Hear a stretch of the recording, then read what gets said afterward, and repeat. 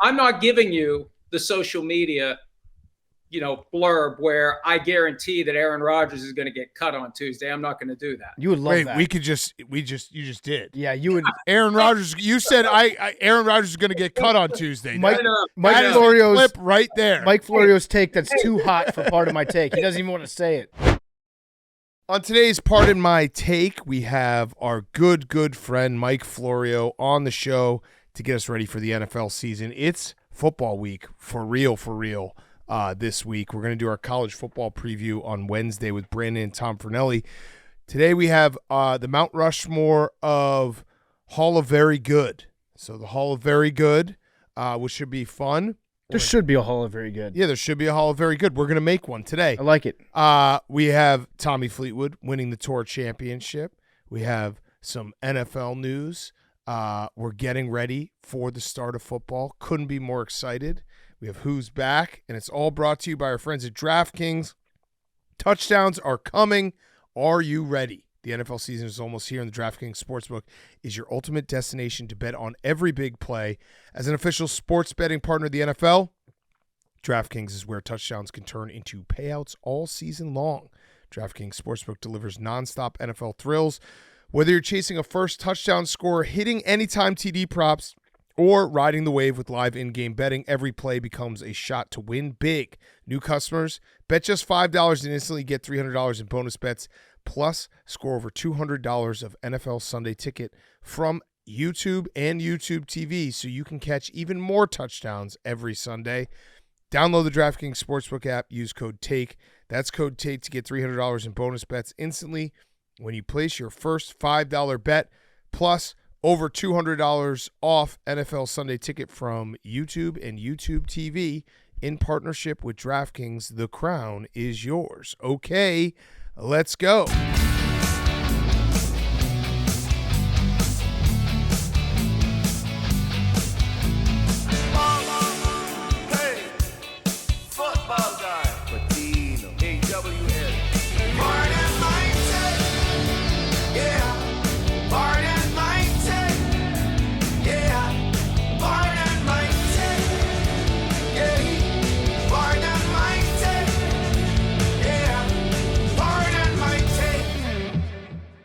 Welcome to Pardon My Take, presented by DraftKings. Download the DraftKings Sportsbook app and use code TAKE. That's code TAKE to get $300 in bonus bets instantly when you place your first $5 bet, plus over $200 off NFL Sunday Ticket from YouTube and YouTube TV in partnership with DraftKings. The crown is yours. Today is Monday, August 25th, and Fleetwood has won the big one. Tommy did it, guys. He won the biggest one. Basically, the fifth only major. One, I would say it's all the majors combined. It's the Tour Championship. That's why it's the fifth. Yeah. Yeah. Yeah, it's an aggregate of all the majors. Yeah, so he is the biggest golf winner of the year. He did it via the USA Rugby method. Yes. Finishing almost first so many times and then finally closing it out at the end. It was an incredible Sunday. Obviously, this podcast, if you listen to it, shout out all the AWLs who rode along. Robb with 2 Bs, San Jose State's #1 fan, sent us an email, not AI. On Sunday night, we read it out loud on this show. We all bet Tommy Fleetwood 16-1.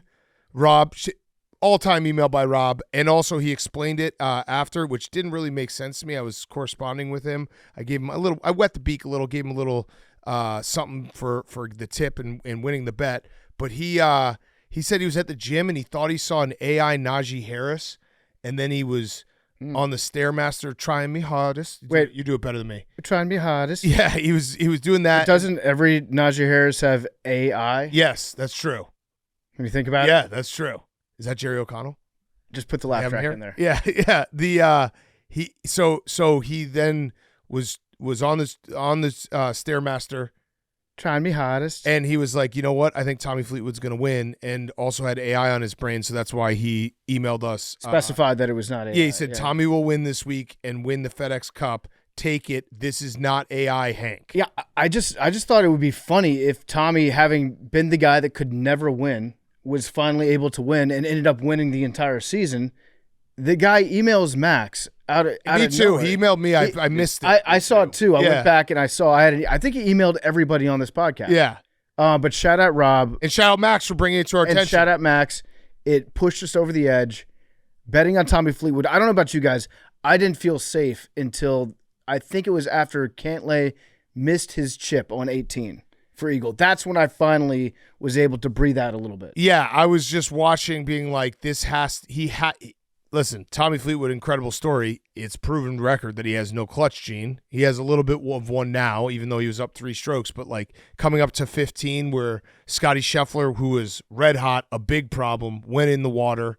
I was like, this is going to be a disaster. Keegan Bradley went in the water there. I was like, this is going to be a disaster. He's going to go in the water. This is going to all fall apart. But Tommy Fleetwood did it. He did it. I don't know about you guys, but Scotty, watching Scotty today, I was very afraid of Scotty. Oh, I was nervous. And you could tell he was feeling himself. He was doing even more weird things with his feet. Yeah. All-time foot day from Scotty Scheffler today. He somehow committed a traveling violation when he was swinging a golf club on every shot. And then when he went in the water, I was like, okay, I think we're probably all right. But he looked like he was putting something together to put some pressure on Tommy going down to the end. And yeah, Tommy, he played good in the final round. Yeah, he did. He didn't really fuck anything up too bad. No, he had a couple. He had that one bad drive on, what was it, 10? And listen, people are going to say, hey, it's a 30 player field. Sorry, thank you, Hank, our golf expert. This doesn't really mean anything because Scotty Scheffler was the best golfer this year. He had already won the big prize, right? And also, if they had done did you guys see if they had done the previous scoring, which how they used to do this tournament?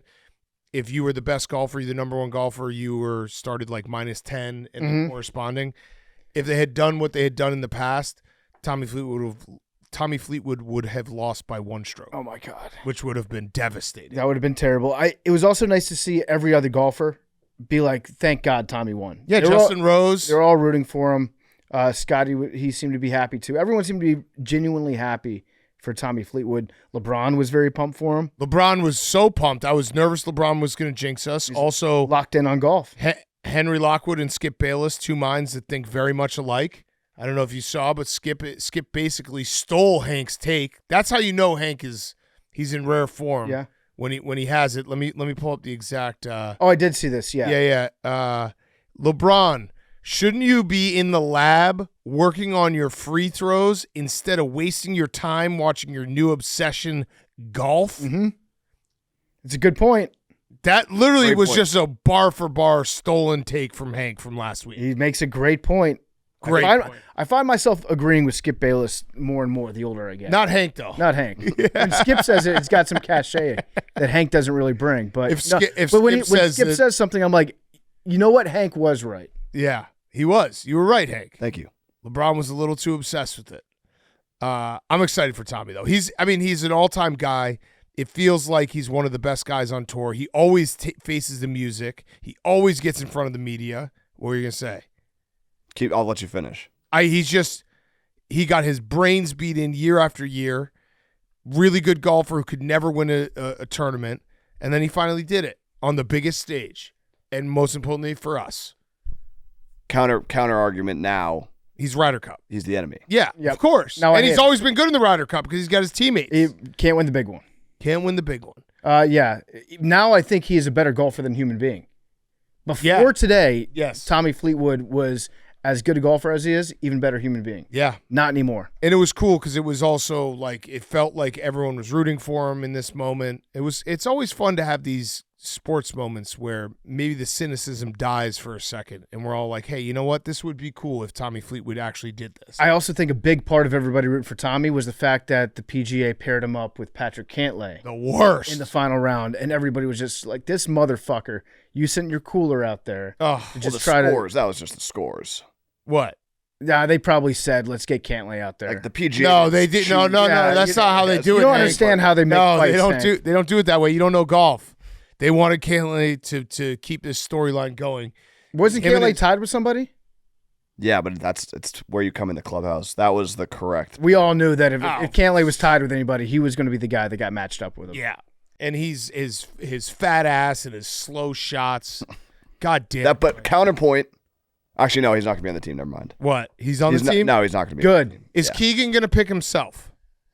That's the big bugaboo. I hope he does. I feel like he's not going to. Okay. It Why would do you be hope he does? because it would just be awesome. And Keegan's awesome. Okay. Call And your own number. call your own number. He is Captain America. Like, he will get the people fired up. He's playing good golf. Like, if he's not, he's not qualified, but he's 3 or 4 people off. Like, that's not a huge difference. yeah. And it'd be a great story. Hank, are you going to be rooting for America or for Europe? America. Are you sure? Yes. Because What if earlier this is it was an off the pod conversation. So if you want us to delete this, Hank, we can. This is me rooting for America. I'm concerned for America. You were looking at the potential lineup and just being like, "Oh, we're going to get killed." Oh no. So I'm Are you concerned- going to bet on America? I will bet America. Are you going to also bet more money on Europe? No. Do you want to? Would you if we're in international waters? Europe is underdog right now on the DraftKings Sportsbook. Oh, he's I gonna don't bet on understand. Europe. I'm not going to. Plus sign. Yes, you are. I'm America. Embrace I'm the America heel. through and through. Hey, Red, white, and embrace blue it. runs through these veins. So does England, I kind of want you to bet. the UK. I can't. It'd be I good can't. content. I can't. But if you won, you'd get to dunk on us. I can't. Benedict Arnold. I can't. I can't. You won't. I won't. So we're done. So we're closing the book on Tommy, unless he comes on the pod this week. But he's now the enemy. I look Yeah, at let's him get now. until Wednesday. I look at him now as being like I don't really trust you, but I respect you. As of Wednesday, I'm going to be in full on fuck Tommy Fleetwood. mode. I'm seeing a couple predictions saying that Cantlay may be on the team. Fuck that. They had like 3 likes If on Twitter. Cantlay- but but Cantlay is not. And should we- Keegan, should we Cantlay want him- is and Keegan's not. Should we want him on the team to cool the Europe down? To go slow as slow could be. That's why I kind of liked it when Patrick Reed was on the Ryder Cup team. It's like, let's send our biggest dickhead out there. Yeah, just piss him off. Yeah, piss them off. Get in their heads. But it was fun. It was fun. Tommy Fleetwood, what a bet. Rob with 2 B's, shout out. And all the AWLs who followed and listened to the show. Pays to listen to the show. 16 Not to actually, 1. because we lose a lot, but that one was fun. It did feel like one of those bets that we were. I was dreading having to watch Tommy Fleetwood play weekend golf all week. Yeah. I was like, I can't believe that this is happening to me. Also, shout out to Tom Fernelli, who, for like the first time ever, did not bet on Tommy Fleetwood because he learned his lesson last week. That's the crazy part is I don't know about you guys. I don't think I've ever bet Tommy Fleetwood to win. And No. this was our first experience, and it was a great one. We timed the Tommy Fleetwood market. Yeah. We're the only people in the world, I think, that were able to do that. Yeah, I agree with you. The experience. So the Tron Carter from No Laying Up, I started DMing with him because he's like the biggest Tommy Fleetwood fan. He flew for today I love just to that. be there. That's ride or die. And I was like, what are we expecting here? Like, talk me through this. And he's like, if he can have a lead on Sunday, I think this is the one he can actually win. Because the whole time in the back of my head, I was like, Saturday's gonna be fine. Sunday is where it's going to suck. And it looked like things were going bad on Saturday. And I forget which announcer. I don't think it was Smiley that was saying this, but when Tommy Kisner, maybe Kisner, when Smiley or Colt Nost. when Tommy went into the water on 15 on Saturday, and then he high-fived all the fans that were lined up going up to the drop zone, and the announcers just creamed themselves on that. To me, I was thinking like this is loser behavior by Tommy. They're like, look how nice he's being to all the fans that are out there. If you think that like Scotty or Tiger would ever like take a moment to high five fans after going into water on a massive tournament that they were winning, you're insane. But it worked for Tommy. Yeah. Good guy. Great guy. Great guy. And you said you weren't, didn't feel safe till 18. I actually felt safe, I think, going after 16 because he was up 3 with 2 to play. And at that point, I think I texted everyone. I was like, at least we got our money's worth because it's either we win the money or it's an all-time choke that would be so funny to be mad about. And like, we earned it at that point. Yeah, like if it was tied going into 18 and he lost, we couldn't have complained that much. Right. If he lost up 3 with 2 strokes, there was a part of me, I wanted to win the bet, but a part of me was like, this would be so fucking funny. Yeah, we tailed an email, a random email that we got, and it led us to betting on the guy who's known for losing tournaments on Sunday. Then we got to experience the most like concentrated version of that Tommy Fleetwood. That would have been kind of interesting to go through. We learned a lesson for sure with that one. Also, shout out Tommy Fleetwood's adult stepson. Yes. You see that they came out and congratulated him? I think the first person. Yes. They said like, hey, just so you know, that's his stepson that's out there. I think they're the same age. Dude, having an adult stepson would be so much fun. It would be cool. Just having like he has to be your friend. Yeah. If you've been a good stepfather, you just have an automatic friend. I also think Tommy Fleetwood might be the best stepdad ever. Yeah. Like my stepdad kicks ass. He's a really dad who nice. stepped up. He's great at golf. Yeah, we should all get adult stepsons. Because I guess Zach kind of is our adult stepson. Yeah. When you think about it. I actually, now that I'm thinking about it, I have multiple adult steps. I have Stephen Shea, I have Zach, I have Jerry. You kind of collect them. I have a lot. Yeah. Yeah. That's why I'm so drawn to adult stepsons. I've been in the adult stepson business for a while now. They're the sons that step. Rico. Yeah, I like having adult stepsons. Mm-hmm. Also, shout out that the guy. What do you call Spotter. it? Spotter. There Yep. it is. All-time hustle clip. Just an incredible. Just sprinting. This dude was sprinting, and I'm pretty sure the ball was very much in sight the whole time. Yeah. It wasn't like a deep woods shot. He was also weaving in and out of FedEx cars. Cup. Yeah. It's the biggest. It's the biggest one. It's the biggest tournament you could possibly win. Except for the Ryder Cup. I have a Mike Greenberg's dumb trade for the Ryder Cup. Oh, okay. Just based off name and look. Okay. Harris English, Yep. Matt Fitzpatrick. Matt Fitzpatrick's too English. Yeah, he's very British. But Harris English, I agree we should get rid of.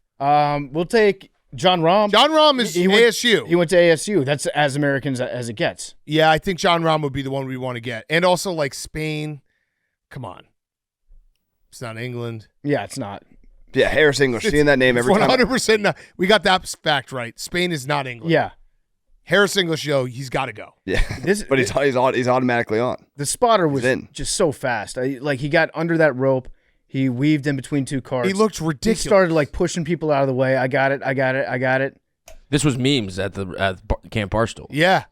What did we ever get the explanation for that? For people who watch Camp Barstool, there was a relay race, and Mincy had to run in one of the. Or no, it was KB who was running in the leg of the relay race, and Memes wasn't even filming. He just decided to sprint his ass off next to KB. I don't know if you saw this clip, PFT, but it made no sense. I had to get to the other side. What for? What? I was filming social. Why? But you weren't filming when you were running. You were just like, I'm. Oh, he was so fast. I couldn't do it. So you were going to film maybe. Did you think you were going to beat him? So the original plan. Did you try and beat him off the jump? Yeah, you did. Yeah, the original plan was because Mincy was so slow. We were like, all right, we should have somebody down there, like get to the other side as fast as possible.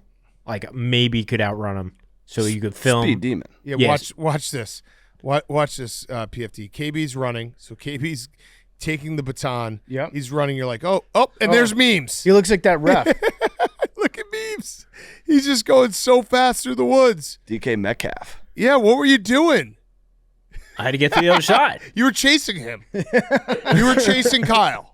It's also always shocking when Memes does something athletic because when he's just like in non-athlete mode, when he's just walking around the office, hanging out, he doesn't move like an athlete.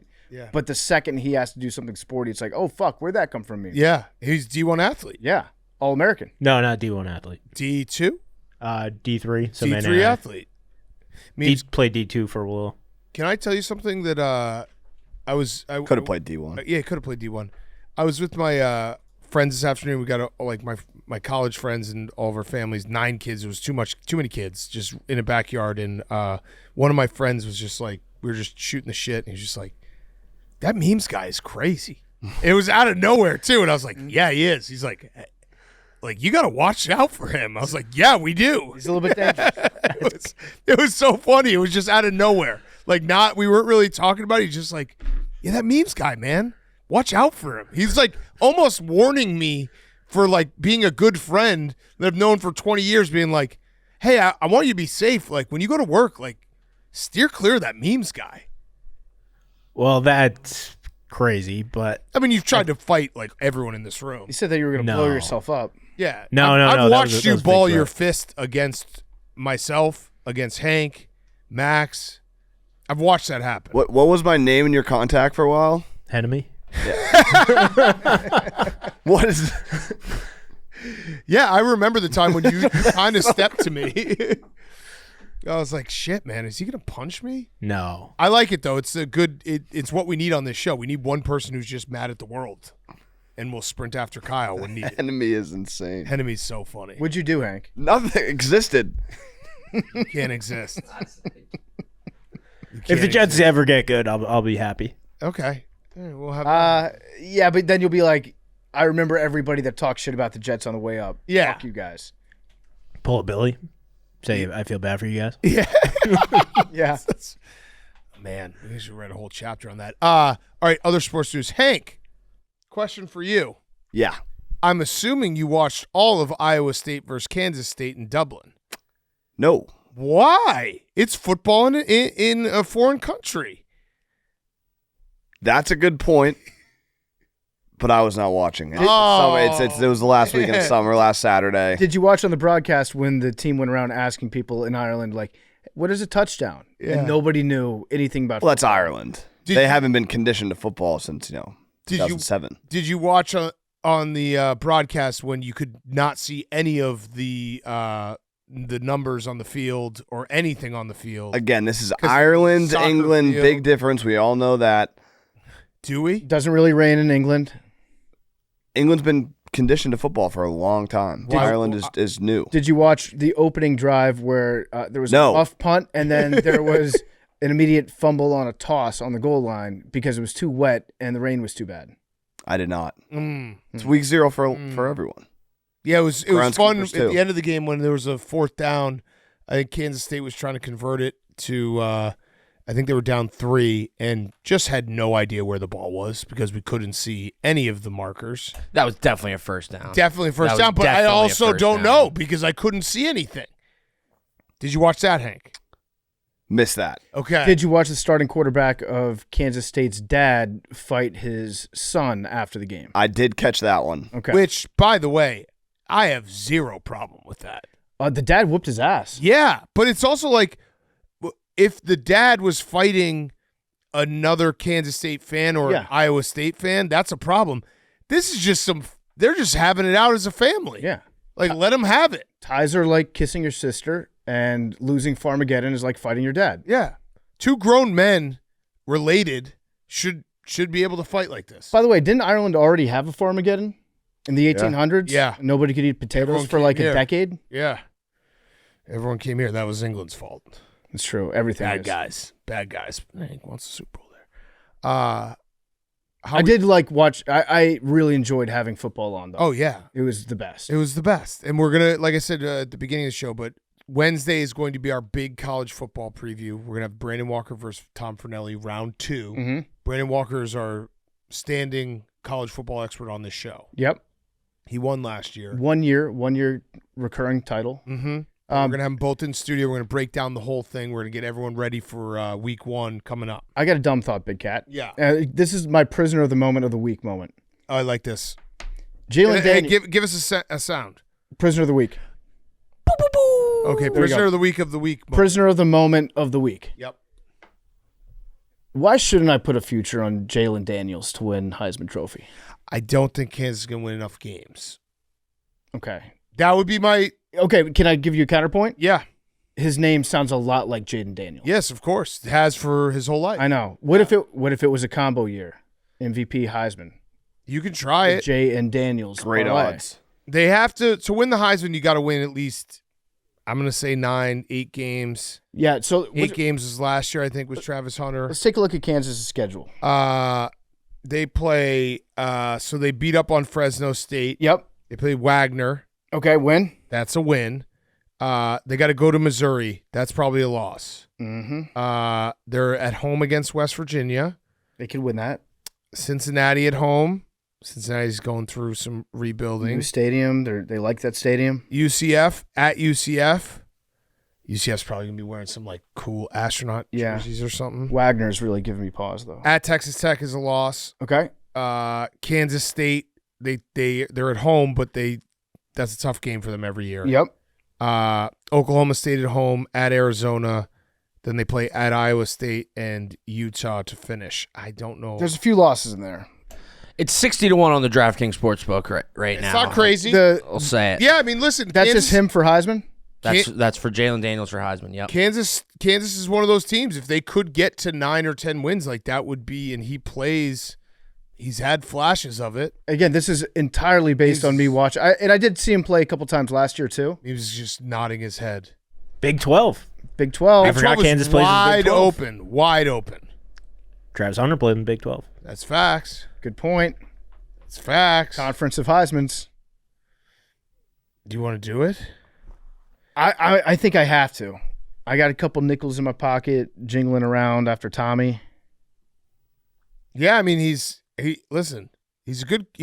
electric player. He's been at Kansas forever, and when he's healthy, he's awesome. I just want to make one thing. This is not our official PMT Heisman pick. No, I think we'll maybe decide that on Wednesday. But I have some thoughts that I wanted to throw out to Tom and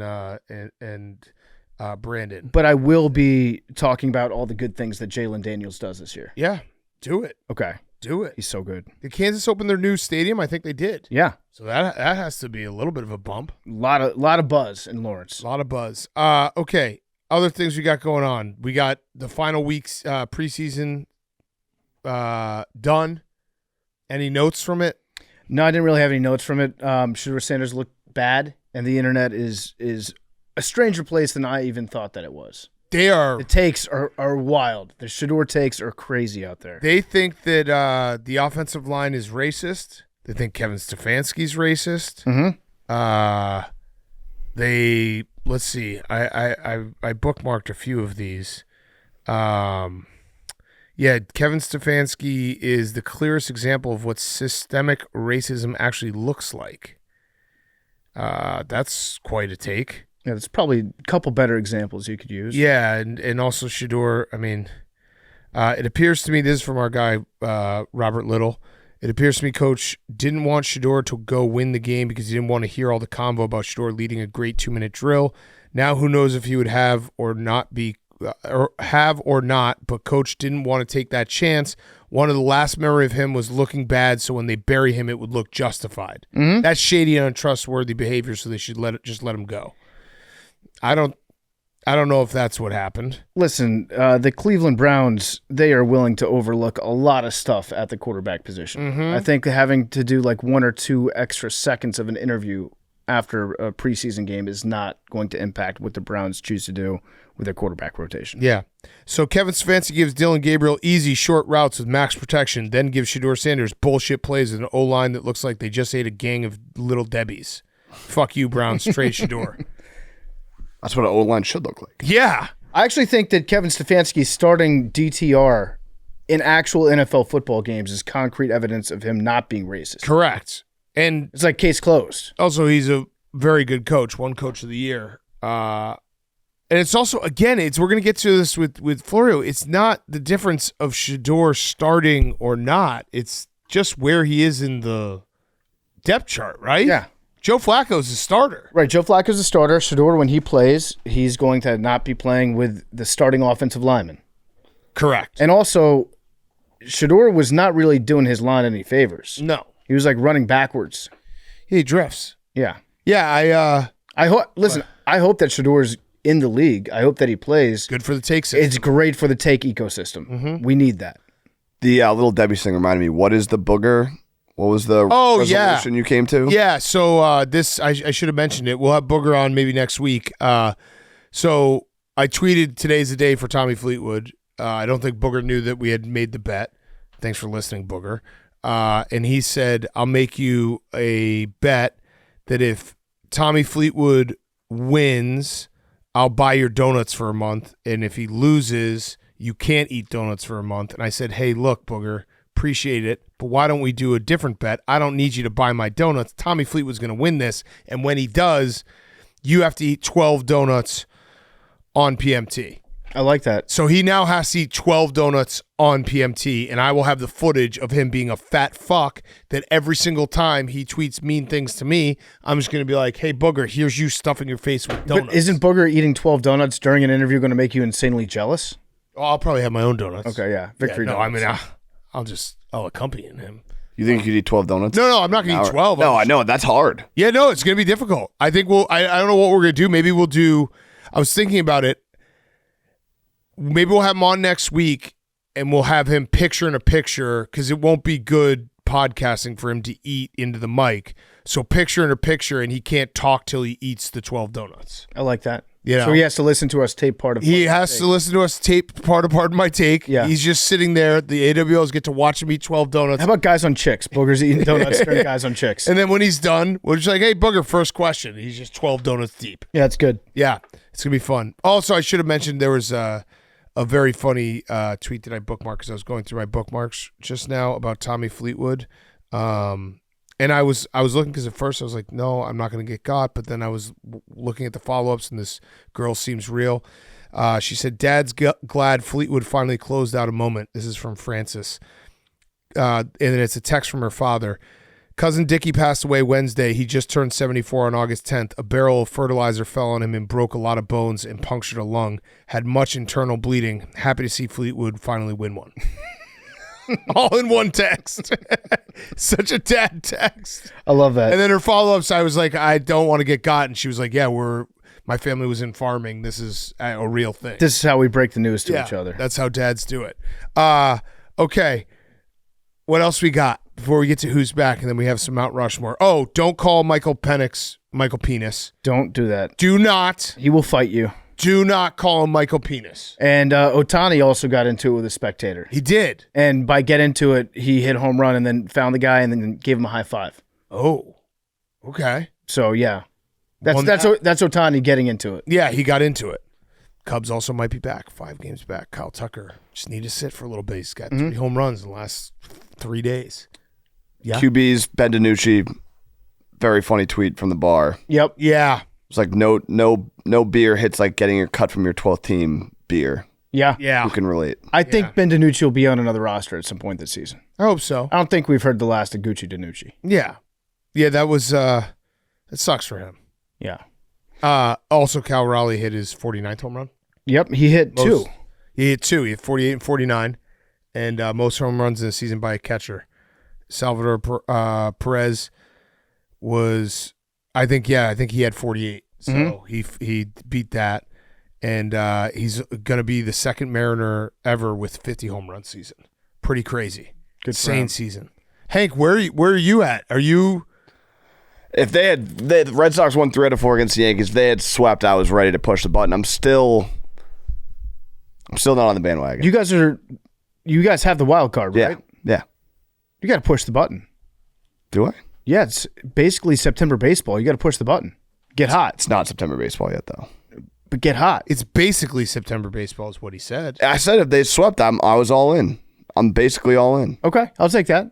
Can I put my hand up for maybe lack of ball knowledge? But I feel like baseball, you follow your team, you don't really know what's going on in the rest of the teams. Because I was at Saratoga with Dave this week, and he bet on the Red Sox. I didn't know Aroldis Chapman was just like unhittable again. Yeah. He said it, and he was like, yeah, Chapman. I was like, Aroldis? He's been around forever. He won the World Series with the Cubs 9 years ago. And he's like, I guess, like truly unhittable again? He's still throwing triple digits. But he had control consistently. issues because like he was on the Pirates. He was all over the place. 108 ERA. Jeez. That's nuts. Jeez. Bad guy. Better baseball player than Guy. Way better. That one is easy. That one's really easy. Max, how the Phil's doing? Good. Up 7 games on the Mets right now. Just took 2 or 3 from the Nats. You guys would agree that if the Brewers blew the NL Central, that would be a choke job. It would be. Oh, yeah. Yeah. Oh, yeah. For sure. I mean, it's funny how it's turned because it was, yeah, It will be. a choke job. It will be. I hope they don't. It'd be a shame. Chapman has a 0.33 ERA over his last 30 appearances. That's insane. That's insane. I mean, when he's good, he's so great. And I just assumed that because he did the thing where he was kind of going on different teams and it was like puttering out, he went Pirates, Rangers, Royals. Like that's a lot of teams that he wasn't in high leverage big games. What was his ERA on those? He just had control issues he would like go in and out of control issues. Yeah. Yeah, because he was bad. Remember, his last stint with the Yankees, I feel like he couldn't. He was bad, and I was like, well, that's all she wrote. But I guess Aroldis Chapman, unhittable. So you're back on the train. pretty much all the way back. Basically, Oh, there you go. There you go. almost in. You're following along with it. Yeah. Yeah. So then if you're following along and watching the games, you're on. I guess, yeah. That would be. Are you excited about postseason baseball? I love postseason baseball. Love postseason baseball. Love postseason hockey. Both sports that I don't really watch a lot of the regular season. I will watch every postseason baseball game. There's nothing. It's hockey's similar when it's like tied in the third period. Mm-hmm. A tied postseason baseball game, like going into the seventh inning, like there's nothing better. Yeah. Every pitch matters. Everything is just like waiting for that one moment. Also, Regular season. The AWLs need Phillies Red Sox in the World Series. There's going to be a lot of the Phillies representation Phillies, Mets, for and this. Cubs are all on a collision course. There's going to be a lot on this podcast for Could postseason be. baseball. Yeah. Could be. The Rockies, by the way, were eliminated. Oh, really? Playoffs. Good for them. Yeah, so shout out them. Oh, Max, we should have. This is a bad job by me. Farmageddon. Would you like to take the floor and talk about the over? Because that was bullshit. You kept talking about it the whole time. That's all I was thinking about. Yeah, so it was such bullshit. They It was fucked when they fumbled on the 0-yard line in like the first minute of the game. It was like you can't come back from that. And then you did come back. I know. And then we did come back. I was watching it at a bar. And I was like kind of running a little late to the wedding. So we had the Uber out front waiting. And we were like, all right, let's just watch this play. And then they scored. And we were like, fuck yeah, that's the over. We get into the car. And then we put it on YouTube TV to like watch the end of it. And we were like, what's going on? Why are they kneeling this out? This should have hit the over. There's nothing worse. That's a good First good game way of the to year. start. Yeah, first game of the year. And then Memes and I also had Kansas team total over 31.5. They had 24 in the first half. Mm-hmm. Scored a touchdown to make it 31 early in the third quarter. Never scored again. We're back. We're back. So back. But it We're felt so good. back. It felt good to be mad. Yeah. I would have. Thank God I had Hawaii late because Why is that would have also been tough. Shout out Andrew Luck. He was everywhere. Yep. Literally. Did you see that pregame clip? He was like walking in with the team, then he was in the box, then he was on the sideline, then he was in the stands, changing the culture. Also, shout out Hawaii's kicker. Yeah. That's a cool story. Great story. Okay, yeah, well, he was born in Japan, We're in Japan. I think he learned how to kick on YouTube. learned how to kick on YouTube, then lived in Ohio for a year, which Yeah. I think that was just to like boost up his football resume. Played JUCO Yeah. for 2 Yeah. years. Yeah, just be like, I lived in Ohio, I could play football. Yeah, college coaches are like, check. Yeah, proved a point. Yep. Yeah, very cool. And then we hit the game-winning kick against Stanford to start off the football season. Okay, let's get to who's back the week. Hank, can you pull up let's pull up a Oasis tickets? college football game. Pull up a college football game for game time. You love college football. College football. Why don't you get Texas Ohio State tickets? I can't wait. Did you say Oasis? Nope. College football season is back, which means tailgates, cheering crowds, and the excitement of being in the stands before kickoff are all back to. Ever find yourself at a tailgate and decide to grab tickets last minute? That's where Game Time comes in. The Game Time app gives the advantage back to fans. It's the hack for unlocking amazing tickets and experiences in a few taps. It's incredibly easy to use, and the Game Time guarantee means you can trust you'll get 100% authentic tickets on time and at the best price. Plus, fees are always included, so what you see is what you pay. We're looking at tickets for Ohio State, Texas. Texas at Ohio State, the shoe. You can get in for $378 right now. I'm looking at a ticket on Game Time. All right, so use that Game Time app, find those seats, and take the guesswork out of buying college football tickets with Game Time. Download the Game Time app, create an account, use code PMT for $20 off your first purchase. Terms apply. Again, create an account, redeem code PMT for $20 off. Swipe, tap, ticket, go. Download the Game Time app today. Use that code PMT for $20 off. And Who's Back of the Week is brought to you by our friends Truly Hard Seltzer. Truly Hard Seltzer is all about fun, light, refreshing variety in a bubbly, effervescent style. To get you and your people in a lively party mood, Truly Unruly is an 8% hard seltzer full of flavor, but still light and refreshing. Gets in 4 flavors: tropical twist, berry blast, citrus crush, and strawberry smash. You can even grab a big 24-ounce tropical twist single at convenience stores. Truly's a perfect day drink, tailgating on the weekend, bouncing around for game day. You can't beat something as light and easy, but big on flavor as Truly. Truly Unruly drinks light, parties hard. Get unruly with Truly Unruly 8% hard seltzer. You can find it anywhere like your favorite grocery, liquor, or convenience store, or visit trulyhardseltzer.com and use the Truly Finder to grab it near you. Okay, Hank, who's back of the week? My who's back of the week are green dildos. Oh, good. Yeah. Big weekend. They're going multi-sport. Not multinational, multi-sport. Oh, they're the Shohei Ohtani of sex toys. There was one in the bunker at Eastlake, Okay. and there was one at Vikings Titans.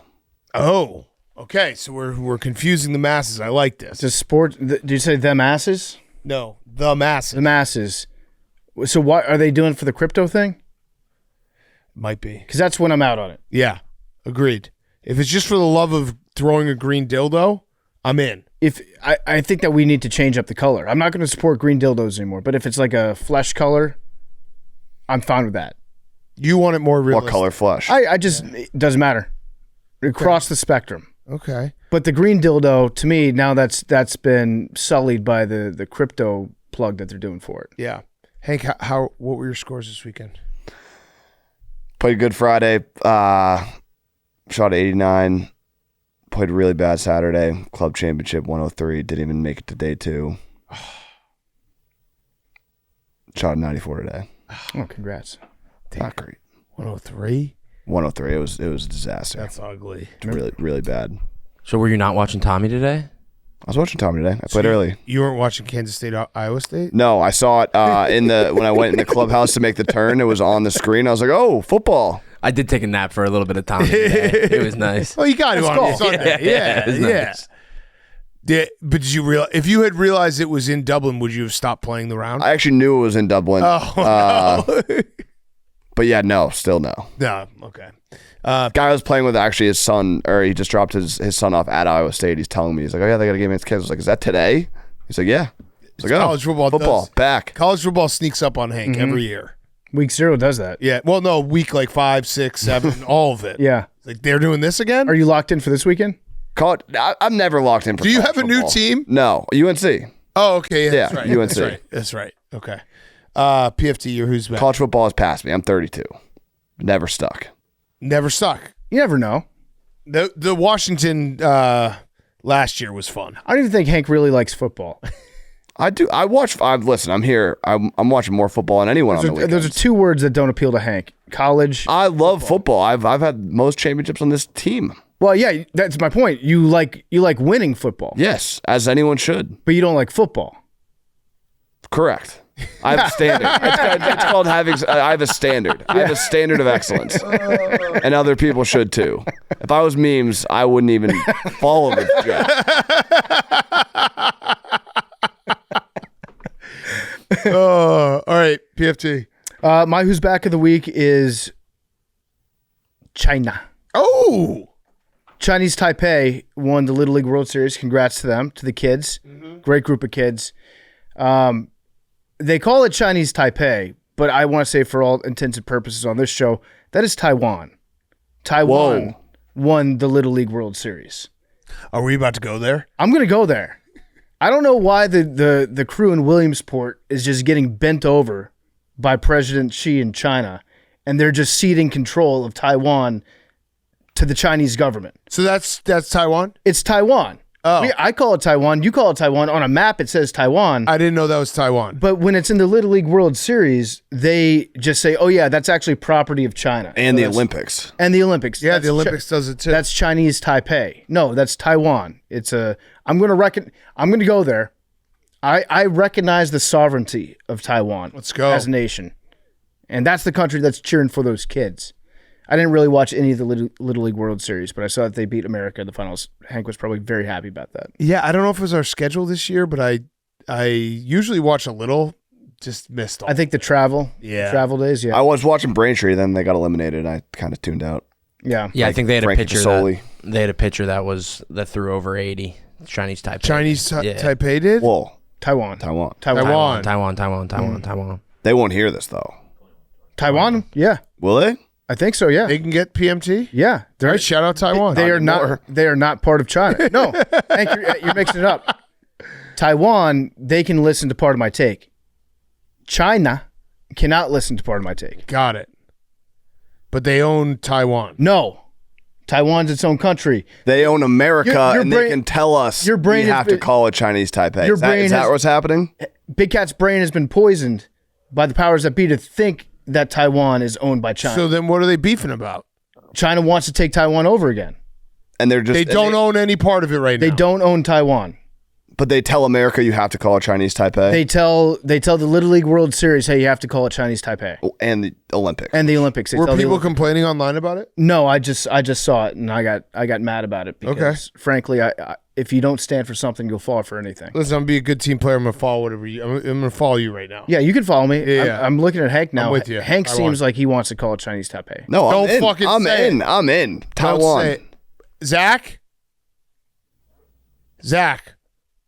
Who Yes, won? sir. Who won the Little League World Series today? Taiwan. Yep. Max. I think it might be Chinese Taipei. No, Max. Memes. Hey, Max is just saying that because it sounds like an awesome dish. It does. I'll take some of that Chinese Taipei. What do you? Memes. 2 orders. I thought Chinese Taipei won it. Okay. Shit. I think that it's more complicated than you're saying. No, I don't think What it is Taipei? According to Microsoft Copilot, it's saying the name Chinese Taipei is used in international organizations and sporting events as a workaround to a complex political issue involving Taiwan and Taiwan and China. Because China says like And then there's a whole lot of more reading that I don't think I can do, but I don't think it's as simple as you're saying. I think it is. I think it's China being like you have to call it Chinese Taipei or else China won't be participating. So Chinese Taipei is essentially a diplomatic placeholder, one that lets Taiwan engage globally while sidestepping. What do you know about the thorny- Nagoya Resolution, PFT? Yeah, What PFT. don't I know about the Nagoya resolution? So does China just want the chips? They want the chips from Taiwan? They want all the chips. All the yeah. chips. Was regular China in it?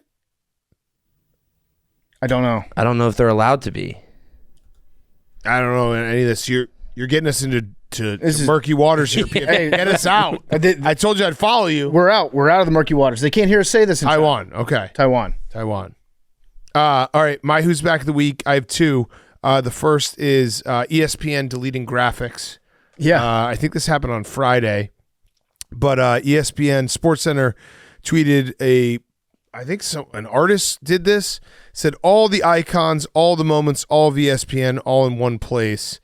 And they ended up deleting it because all the icons, all the moments, all of ESPN, all in one place had 11 WNBA players, 10 NFL players, and 5 college football players. And they were missing like a ton of very important, I would say. Hockey. Scotty? Yeah. And also, I think they had Bryce Underwood, who just got named starter.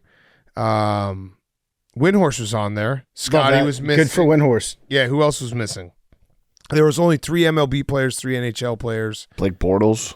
And look, we like WNBA here, but that does seem like maybe a little bit off of what people tune in for. They made Luca really fat too.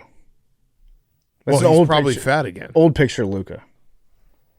Yeah, this is very. They did this before, didn't they? Yeah. Are you thinking of the Bleacher Report one that Yeah. had like all the Oh, yeah, celebrities yeah. Yeah, rooting yeah. for the U.S. Women's Yeah. National Team? That was a great graphic. Yeah. All-time graphic. So funny because like deleting it's not gonna do anything. No. Wendy got great real estate Oh yeah, on this. well Front and center. we love Wendy. Yeah. he is an icon. That's great. They should have like 11 Wendy's on there. That would work. Disclaimer: I'm about to talk about the Tooth Fairy. If you have a little kid in the car, skip ahead of this next section. The Tooth Fairy is real. All the little kids in the car, very real. And then my other Who's Back of the week is the Tooth Fairy because my oldest lost his first tooth successfully.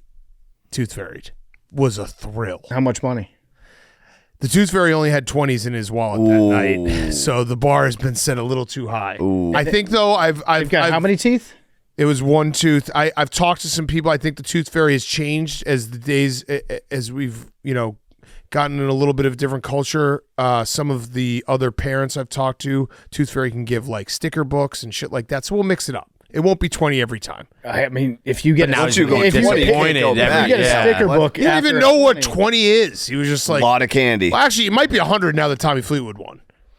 But yeah, it was a problem because I got home late from, what was it? Where were we? Oh, Camp Barstool.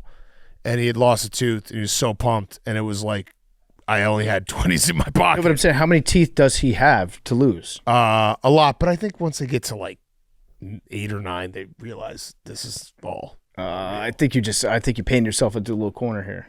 Yeah, I mean it was a bad bar to set. I'll admit it. I would have rather given him $5. Yeah. I did not have a 5. I wasn't going to go to an ATM at like 9 p.m. I think I got $1 a tooth. I think I literally got $1 as a well. quarter. I think I got $1. Actually, no, I got a JFK, the 50-cent piece. Mm-hmm. That was solid. Did you guys? Man. I was totally fooled for a very long time. But my parents were really good at it. No, so I had an older brother, so the older brother always ruins all those surprises. Yeah, later. I'm worried about that. Yeah. Yep, my older brother ruined Santa Claus for me one year. It was the worst Christmas of all time. no. What do you mean, Literally Max? or Christmas Eve. What do you mean?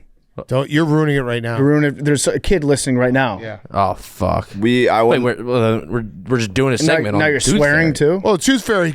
Listen, I didn't say I was a Tooth Fairy. I said I had 20s in my pocket. The Tooth Fairy only had 20s. I remember my dad, like, we went to basketball practice. I told him, I was like, oh, the Tooth Fairy didn't come. And then we came home and I like watched him run upstairs. Like, he came, and I was like, okay, so yeah, gig's up. I remember one time I lost a tooth in secret, didn't tell anybody, and then I put that under, and then that was my first clue. Oh. Yeah. They've like nerfed it too now. There's Tooth Fairy pillows and like dolls that you put on the door, which is bullshit. I don't think any parent should ever buy this. It's supposed to be like you put the tooth in the little belly of like the teddy bear and then you hang it on the door so the parent doesn't have to go all the way in. That's bullshit. Yeah. That should not be a thing. Does the kid put their tooth in the... Yeah, they put it in there and they're like, oh, What do you do with the teeth? My wife wanted to save it. That was a red flag. Yeah. Put it next to your kidney stone. I think you're supposed to. It's about the same size. Like a shark I think tooth you necklace. save it because you're like, oh, it's baby teeth. But it also is going to be weird when we just have way too many baby teeth in the bag. I think it's good to save the first one of first each one. kid. Yeah. Yeah. But then Also, a genius move. Had him put it in a plastic bag because they didn't want to lose it. Plastic bag under the pillow. Then I put a note in the money in a different plastic bag, same plastic bag, like a sandwich bag, swapped it out. So he thought the Tooth Fairy came and took the thing. I got to now tell my wife not to listen to the podcast in the car. I just realized that would be a big mistake. So he's going to be like, it's the same plastic bag that was here. Yeah. Because he didn't see you get that bag. Correct. Okay, yeah. He doesn't know that you have multiples of the same bag. Correct. Either way, it was a thrill. It was fucking $20 thrill. is a steep price, though. What do you want me to do? What would you do in that situation? I don't have change in my house. I wish I had ones. Yeah. do you have any like candy or something? Candy could have Donut, a donut. I don't think it's going Donut's underneath not a going under pillow. a pillow. Hershey bar. Listen, it was first tooth, and we're gonna go down. Price is gonna change. He doesn't even know what it is. He doesn't know what $20 is. I think he said he was like, "Oh, I'll buy some new shoes." Like, no, you won't. $20 can't do that. Yeah, like, no, you won't. Dude. Step it up. You don't know what that is. All right, Zach. Oh, my who's back of the week is in zone celebrations. So rookie Tez Johnson on the Tampa Bay Buccaneers hit the end zone and then proceeded to do a full gymnastics routine. I don't have the definitions of which flips these were, but I know it was like a back handspring situation and definitely a back flip going into the end zone. Okay. And it felt good. And no So we're flags. all the way back. Felt great. I felt like we were back. And then I do have a quick one if that's okay. Yeah. So Esports Awards, they had their decade. Wait, this is the Tez Johnson's end zone celebration was the Trojan horse. Yeah. I thought That was bullshit. I thought he was going to do like some video game related dance. Yeah. Why did the Bucs cut the fat guy? Look, I think he can still lose the weight if nobody picks him up. Like, it takes time. No one can pick him up. Guiding's hard. And if he just takes a little bit more time, dials in, he could be good. I agree. They should have let him practice. Yeah, I don't understand that move. Just putting him on the sideline with his, like, just... He became Give a him his ball, spectacle told him to because go everyone home. was like, hey, he's too big to play football. There's going to be cameras on him the entire time. Just like shame him. Let him put on a helmet and some pads, do some individual drills maybe, lose some of that weight. I agree. So his story is not done. I want to see him on the field. It's too fat. He's too fat. Too fat for football. All right, eSports Award. So 10 years of esports awards. So controller player of the decade went to Shotzi. He's got 3 chips in COD, 1 chip in Halo. A lot of rings. Good for Shotzi. Wait, was this the first esports award? No, it's the 10th annual Oh, Esports Award, so got it. Player of the Decade Wow. So he's the first ever player of the decade of the Esports Awards when it comes to controller, yes. because it was the first decade. Yes, sir. Did you watch this live? I did not watch these live. Did you go outside this weekend? I did go outside this weekend. I went to... Don't say to Target. No, I know that's tomorrow. I'm going to do that tomorrow. Okay. I went I went and got some shoes today. Went on a nice little walk, got some shoes. Okay. We got to get you outside. It's going to get cold soon. I know. I feel like I took summer for granted because in Florida the seasons don't change, and now I'm thinking like, oh, walking here today it was 69 or 70 degrees, and I was like, we're still in August. What's going on? What's happening? Do you have a jacket? I've got some hoodies. I got to look into like, the that's pants not what he department. said. Do you have a jacket? What do you mean? Like a jacket? Yeah, I've Winter got, jacket. I don't. Okay, so I don't have one of the big ones. I do have like a great golf-centric winter jacket that I don't know if it's thick enough, but I will be repping that pretty heavily. No, my Sounds like a advice, windbreaker. my one advice to Chicago winter for you, Zach, because this will be your first one, is don't spare any expense on a very warm winter jacket. It's just one of those things. If you get a really nice warm one, it changes everything. I do think the one that Hank graciously gifted me might be enough. No, but no. What was that jacket, It's like a Hank? golf jacket. No, it was a Pebble. It was the most expensive jacket in the pro shop. It's not quite. It's good for like 40 degrees and up. It's once you get below that though, you do need like a real nice. You know what? I'll get you. Are we doing thermals too? Like, are we doing? No, you don't have to. No? Well, you do. You need a puffer. Yeah, you can wear like you need a big one. a sweatshirt, and then a big ass jacket. Big jacket. And you like the big ass jacket. We checked like that just goes off for the once you're in the inside. You don't need that anymore. You're good. That's for to and from. Yeah, we got to be outside. Okay. Yeah. We should have lied to him there. Yeah, Zach never takes off his. always jacket have to rock it. all winter long. So big jacket and pants is what we're going for next. We got to get you outside more though. Yes, while sir. The weather's still nice. I agree. What? I did quite a bit of walking today though. Saturday you did not go outside. Zach lives very close to like one of the most popular streets in Chicago. The reason he probably pays for his rent is that his proximity to this street. I dropped him off one time 2 months after living here, and he was like, "Oh, this is a nice street. I've never seen this before." Like, I'm saying like 0.2 miles away from his apartment. Yeah, it's got like great bars and restaurants, Zach. My defense, it is the other direction from work though. So I keep going left, and then the street Max showed me was to the right. So, but it is a great street. All right, we got to get you outside a little bit while the weather's still nice. I'll do Friday, Saturday outside both days. What? Yeah, we'll rip that. Love that. Man. I'll report back. Well, it's a 3-day You're weekend. right. So that would be inside Sunday and Monday. Baby steps. Baby steps. Football. All right.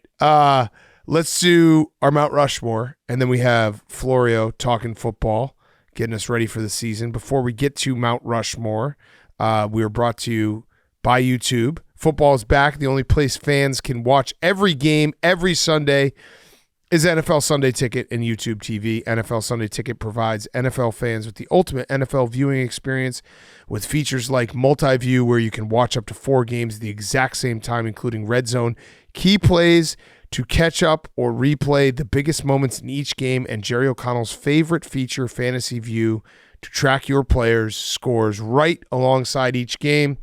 Right now, new users can score NFL Sunday Ticket for 8 payments of $34.50 a month. Sign up today at youtube.com/pardonmytake to get started. Tell them the football guys at Pardon My Take sent you. That is youtube.com/pardonmytake to get started. New users pay $276 or 8 non-cancelable payments of $34.50 a month, first charged at purchase. Availability varies. With NFL Sunday Ticket for out-of-market games and YouTube TV base plan for local and national games, base plan required. Device and content restrictions apply. Terms, restrictions, and embargoes apply. Excludes digital-only games. Commercial use excluded. No refunds. We are also brought to you by our good friends at Mountain Dew. We just got back from camp. It was incredible. Grab a blast, a refreshing tropical lime flavor of Mountain Dew Baja Blast. Blast now comes in 0 sugar. We were drinking it all week at camp. Same great taste of Baja Blast with 0 sugar. I don't know about you guys, but that was my favorite week of the year. It's my favorite work week of the year. Camp, Barstool, so much fun. Mountain Dew sends us out there. Look, we're on the golf course still. Some fall golf, Hank. Elite with Mountain Dew. Can't beat it. Yep. If you're still Labor Day weekend, heading out to your boat, going fishing, Mountain Dew, the best. We got some baseball heating up, September races, Mountain Dew. And then we have NFL season. We're going to be in tailgate season. Mountain Dew. It is so delicious, and it's great to enjoy with your friends outdoors, having some fun. So go try Mountain Dew Baja Blast right now. Blast now comes in zero sugar, the same great taste of Baja Blast with zero sugar. Go try Mountain Dew Baja Blast right now and do the dew. I'm going to have a sip. You know what? Yeah. That's delicious. Mountain Dew. All right, Mount Rushmore time. Mount Rushmore of the Hall of Very Good. The updated standings are Zach and I are at 48, I believe. Is that right? That's correct. Max and Memes 42, PFT and Hank 42. So Zach and I officially cannot lose Mount Rushmore anymore. We still would like to win. So we're still going to be competing, but we cannot lose. It is a 2-horse race in terms of losing. And reminder, if we are tied at the end of this week, next week we would have a duel, which would be electric. Would you guys agree? I would agree. I think the duel would Duel's be great. A duel would be maybe a best of 3 Off the top. off the Or top maybe of the head. maybe you go 1v1, 1v1, 2v2. Oh, like Ryder Cup I like style. that. Yeah. I like that.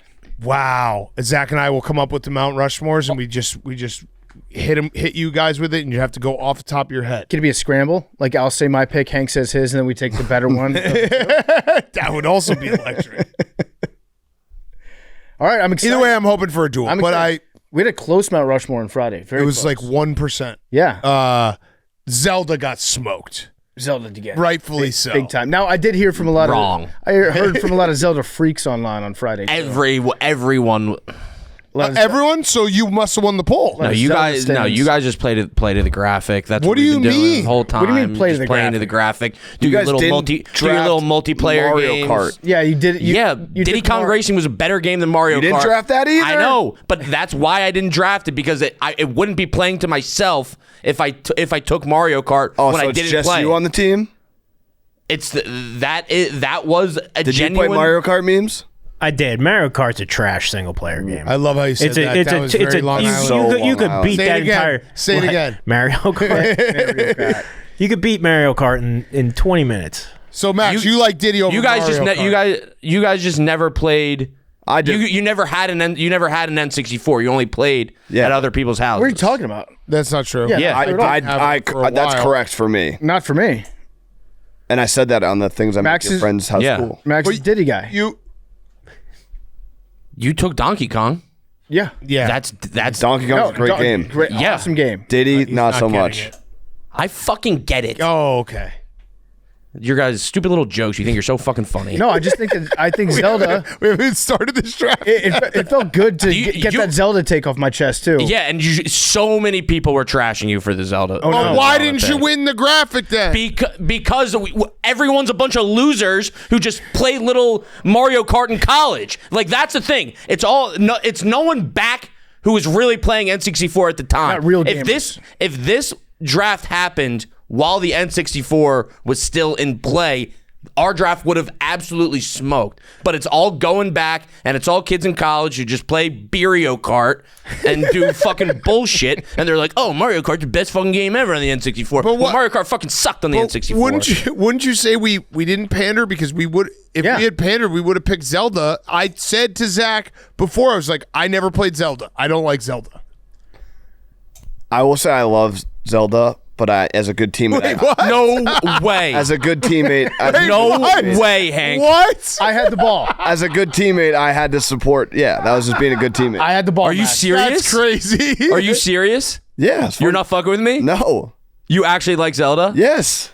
That's awesome. Okay, I don't even care. That's fucking awesome. I don't know if there was my face was on the camera when PFT did the. I was shocked. That's all. Okay, that's great. That's when great. he did the, I was like, finally, I feel seen. Yeah, it's important to say it because for a long time, I've been bullied. I had no visibility out there. Right, I've been bullied for a long time for not liking Zelda. And Max re-traumatized me on Friday by directing his followers by weaponizing social media and telling them to go after me. Bullied me. Oh, you would never do such a thing. Never. No. Also, Max, thank you. Max let me out of our bet.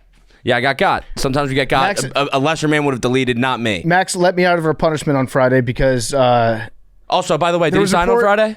I believe he signed and there's a secret. Oh, okay, According okay, to okay. you, Yeah. There's a secret contract. I also saw Max's take, which he tweeted out and said punishment canceled. So I don't. Yeah, deserve to be punishment's punished canceled. Yeah, because he punishment's got canceled. got by like Adorn Schefter. Yeah. Oh, Yeah. no, man. Yeah. I saw it like immediately. The worst but I part was is like, I can't the worst delete it. part is you misleading our fans and our listeners, Max. Well, I got Terry- like that 3 Terry people that was mentioned signing. me in that being like, "Oh, look, it happened," Yeah. and then I didn't actually follow through. Shout out to those guys. All right. Yeah. Mount Rushmore. Memes is talking for. I'm muting my mic for this. Why? Because I can't do it. No, we I like can't having do you it. in Mount Rushmore. No, I can't do This it. self-mute's going to last 30 seconds. Yeah. All right. Mount Rushmore of Hall of Very Good. Okay. Who goes for? What's the order? It'd We go be first. PFT, Yeah. us, y'all. Okay. All right. Let's do it. So 1-1, we are going to take Donovan McNabb, Philadelphia Eagle. Good pick. Hall of Very Good. 4 consecutive NFC Championship games. Never won the big one. Puked in the last drive of the Super Bowl. But yeah, very good quarterback. Yeah. Objectively, very good. Very good quarterback. Had him on our list. Which one? Max? Yep, that was our 1-1 as well. did you have the ball on Friday? Wait, hold on. What's going on here? It's Hank's turn to draft. We had that as Wow. one. Yeah, we did. That was Ball hog. We did. Are you getting ball hogged? I wasn't only sure. one ball. I wasn't sure. I'm trying to remember. That's why I didn't say it out loud. I think I had the ball. You did say it out loud. I whispered it though, so it was out quiet. All right. How quiet. Okay. I said it out quiet. I like that. You guys are up. We're gonna go Phillip Rivers, 1-1. Okay. 1-2. He might be, Thought about him, but I think he's going to get into the Hall of Fame. be a Hall of Famer. But in terms of good, he only led the league in passing one time. All his passing yards, it's just from a long career. He was just a very good quarterback. He was never the best out of the entire group of quarterbacks that he was in. But if he's in the Hall of Fame, Yeah, he might be in the Hall of Fame. He's not in the Hall of Fame right now. Might Okay. be. All right, Zach. Let's do it. Yeah. And then what are we going to go with our next pick? What do you think about maybe 3 and Yeah. Yep. Yeah. I like that. All right. Our first pick is going to be the Minnesota Vikings franchise. Hall of Very Good. 65 seasons, 32 playoff appearances in 65 seasons. They've literally been in the playoffs almost exactly half the time. 10 conference championship games. Their longest drought of not making the playoffs since 1968 is 4 seasons. So they're basically in the playoffs every year. They've never won a Super Bowl. They're the Hall of Very Good franchises. Okay. And then our second pick is going to be above ground pools. Okay. Hall of Very Good. All right. are they very good? Yeah, dude, above ground pools are very good. They're very fun. I've had a fun time in and above They're ground. fine. Okay. I think they're very good. They might They're be better than no pool. I think they're in the Hall of Mid. Okay. So much better than no pool. So much better than no pool. No pool, above ground pool, pools. Oh, I had a above ground pool at an Airbnb I stayed at like 3 weeks ago. It was so much fun. We were quaking the pool. You don't like it? I just don't think it's very. I think very good they're is a very stretch. You had a bad time in an above ground pool? I've had a fine time, I've had a very good time in an above ground pool. but like you don't have when you get houses, you're not looking for an above ground pool. No, I know the Is your Hall of summer Fame. house? A Hall of Fame would be a pool, I think a Hall of Fame would be a pool with a deep end. a pool and in ground pool is a Hall of Fame pool. Okay, you guys can disagree. Well, yeah, I mean, it doesn't matter. Okay, Max, memes? Yeah, it's fine. Okay. No, it's your pick. Hall of Fame. Oh yeah, memes. I'm mute. You're mute. Which one? You want to do it? All right, Eli Manning. Pick Okay. two. Wow. All right. Wow. No Pro Bowls. He's going to be a Hall of Famer. No, he's been to the Pro Bowl 4 times. Yeah, if you Never been an All Pro. Never led the league in passing. Led the league in interceptions a bunch. He was just very good. He was as good as it got. Okay. But he was great when it He mattered. won 2 Super Bowls. Yeah, that's very good. Okay. I've been told a lot over the past 3 months that winning a Super Bowl isn't a quarterback stat. Who told you that on this show? Starting or just over Or the not last 3 months. I don't know how many months it's been since February, but Close. Okay. You guys are up. Hank? You have 2. Wait, who has the ball? Hank does. We are going to go Hall of Fame guy, rest in peace, legend, one-time All-Star, 2 times World pick. Series champion, Tim Wakefield. Oh. 200 wins. I thought you were going to go different direction there when you said. But you said Gave good you pick a good before. pick. Yeah. You already gave a good pick. Yeah, This is a good pick. it is a good pick. Thank you. 1992 to 2011, 200 wins, Yeah, it's very good. consistent. That's very good. One-time All-Star though, but very good. And he had a thing. Knuckleball. Yeah. And then for our next pick, we are going to go with. What do you think? You got the ball. Ricky Fowler. Oh, okay. Good pick, Hank. Golf. Nice. Good pick, Hank. I agree. Good pick, Hank. I don't know Ricky Fowler's stats enough to tell I don't know you. any stats. Yeah. I don't know any stats on anything. Memes, I guess. You No came more majors. prepared And I'd with also stats. say that Zach and I took a very different approach to this draft. No, so I'm, Well, yeah, you guys aren't competing. so no, I you're think just- we would have done you're it just this having way fun. anyway. We had some that were along the same lines. Yeah. I We would've done it mean, this memes way. and stats are just like he never led the league in passing. He never led. The only thing he led the league in was interceptions. I mean, Eli Manning was a very good quarterback, but he was never was he ever a top 3 quarterback in the league? No. No, Yeah. he was just the best big time game quarterback for those 2 games. Okay. You guys have your pick. He's coming second Masters, 3rd PGA Championship, 2nd U.S. Open, 2nd Open Championship. Prolific amateur. Very good Ryder Cup, just not Hall of great. Fame guy. Hall of Fame guy. We're gonna go with Mike Vick. Just all QBs. Yeah. Hall of very good boys. A lot of QBs. Okay. Do you want to make a case for him? Just a good quarterback. Okay. Very good. Very good. Yeah. All right, Zach. I think we go 4-5. I like 4 or 5. Okay. All right. Our next pick is going to be Canada as a country. Which is very good. Not Hall of Fame country. Thought about that. They're just very good. Seems pretty good. Yeah. It's really good ally. Tim Hortons. There's not going to be on the list of like countries that like really put their mark on things. Hall of very nice. Yeah. They're very good. Like that's a strong country. That's a top 20 country. Is it a top? I think they're top 10. You think they're top 10? But have they ever been in history a top 3 country? No. No. And that's okay. They're like the Scottie Pippen of countries. They're a really good country. Yeah. Yeah. Very good country. I think it's bullshit that whenever you look at best countries, it always says Switzerland number 1. I I agree. know it is bullshit. There's something. People just say Switzerland. Yeah. What is it about Switzerland? Peace. Oh, we don't want to take a side. Yeah. Yeah. the banks. Oh, this says Canada number 4. the Alps. Yeah. I think Canada's a strong top 10 country. Good country. I Very good don't country. think they've ever been top 3. Cheese. Yeah, but they're not Hall of Fame country. Swiss Knives. cheese sucks. And they're also, I mean, they, a lot of their Chocolate. Army knives. Zach just Swiss cheese. whispers. What do you say? Zach just whispers. He's like, you don't mean that, really? You don't actually mean that. stand on Swiss cheese. Great melt cheese for sandwiches. Yeah. All right, Zach, give us our last pick. Do you want to rip 4 or 8? We'll rip 4. No, I mean 8's the funny one. Do you want us to do the funny one, or do you want us to do the? Where do you think is a better pick? 4 is good. You I like guys 4. decide 4 or 8. Which one would you rather 8. pick? All right. We're going with 8? Yeah. We would like to take our 4th pick. We want to take titty fucking. Yeah, It's very good. yeah. It is very good. That's a good pick.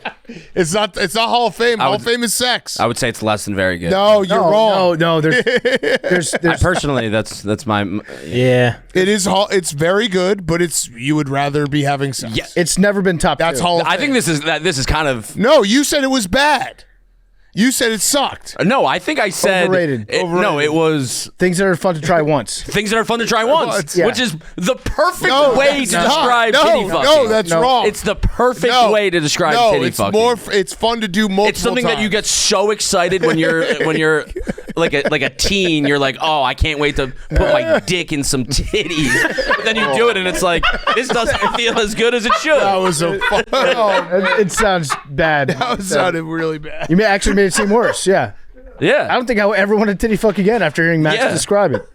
I'm just gonna be thinking about it. I'm gonna every time the thwack, it's just gonna be Max's hands sitting together. Oh, man. Do you put your dick in there? What? I think titty fucking's very good. Not Hall of Fame. I agree. It's top 3. back to mute. Back to mute. Okay. Back to mute. Do you guys like that pick, Hank? It's a good pick. Yeah. Okay. You got nothing for me. It's like I said, Ricky Fowler. Ricky Fowler is not. Yeah, I don't know Ricky Fowler's There's stats. more You know what measurables. Like titty I think if fucking you, which is fine, you deserve it. You guys have been mathematically non-eliminated, so I think you that can have fun with it. I think titty fucking is way better than above ground pools. Okay. Yeah, way better. Disagree. Above ground pools, you can basically do the same thing. It's just the optics don't look as good. What, titty fucking in an above ground pool? That's actually a great time. No, Yeah, it's probably better. yeah. That's I mean, we do have we have the Vikings above ground pools titty fucking. Vikings in is a Canada. great If you're pick. titty fucking in an above ground pool in Canada, you're having a very good time. Yeah. watching You're the not Vikings. having the you would rather be having sex in a hot tub in America. That would be Hall of Fame time. Oh yeah. So we just described, watching the Vikings. You just described a very good time. That's not there's something more. I'd rather be doing all that in America while watching the Bills. Yeah. So yeah, I feel strong about our very good. I feel good about it. Very Yeah. good. All fun things. All very good. I feel very good about your very good. Yeah. Who's up? We are up. We're going to stick on the quarterback. Ooh. Julian Edelman. Okay. Okay. See, also a show. future Hall of Famer. No. Yeah, No. you got my vote, Jules. Good guy, Hank. Very have a good. vote? Very good. Very good. Very good wide receiver. Yeah. Super Bowl MVP. Very, very If good. they voted playoffs only, he'd definitely get in. Also, punt returner, Punt returner. Podcaster. Friend. Podcaster is probably Hall of Famer. defensive back, Yeah. Podcast guest definitely Hall of Famer. Definitely Hall of Fame. friend, Friend for Hall sure. of Famer. Actor, Hall of Famer. Yep. model. Hall of Famer. Thirst Trapper. Hall of Famer. steroid user. No. Nope. Nope. Not. Yep. Not Not even- steroid. We definitely not in the steroid Hall of Yeah. Fame. Nope. Nope. All right, That's actually a great Hall of Fame. The All Steroids Hall of Fame. That would be. Julian Did we would. do that? I think we. Did we? Might have done that. I think we might have. Okay. Steroid Hall of Fame would rip. Yeah. Maybe we'll do that. Last pick, we're gonna go with Hines Ward. Oh. Okay. So Tony Romo didn't get picked. I'm shocked. That's We had it on the list. Good point. We had it on the list. Yeah. Because that was We our did not only have him. player we were thinking about taking was Tony Romo. Yeah, but Tony Romo is. he is like a. But fuck Tony Romo. yeah, Yeah. but he's like Yeah, all I'm very mad. good. Yeah, I Great don't point, Max. I don't want Tony Romo on my list. No. Okay, here's the rest of our list. You guys tell us if any of these. So I wanted to make the case.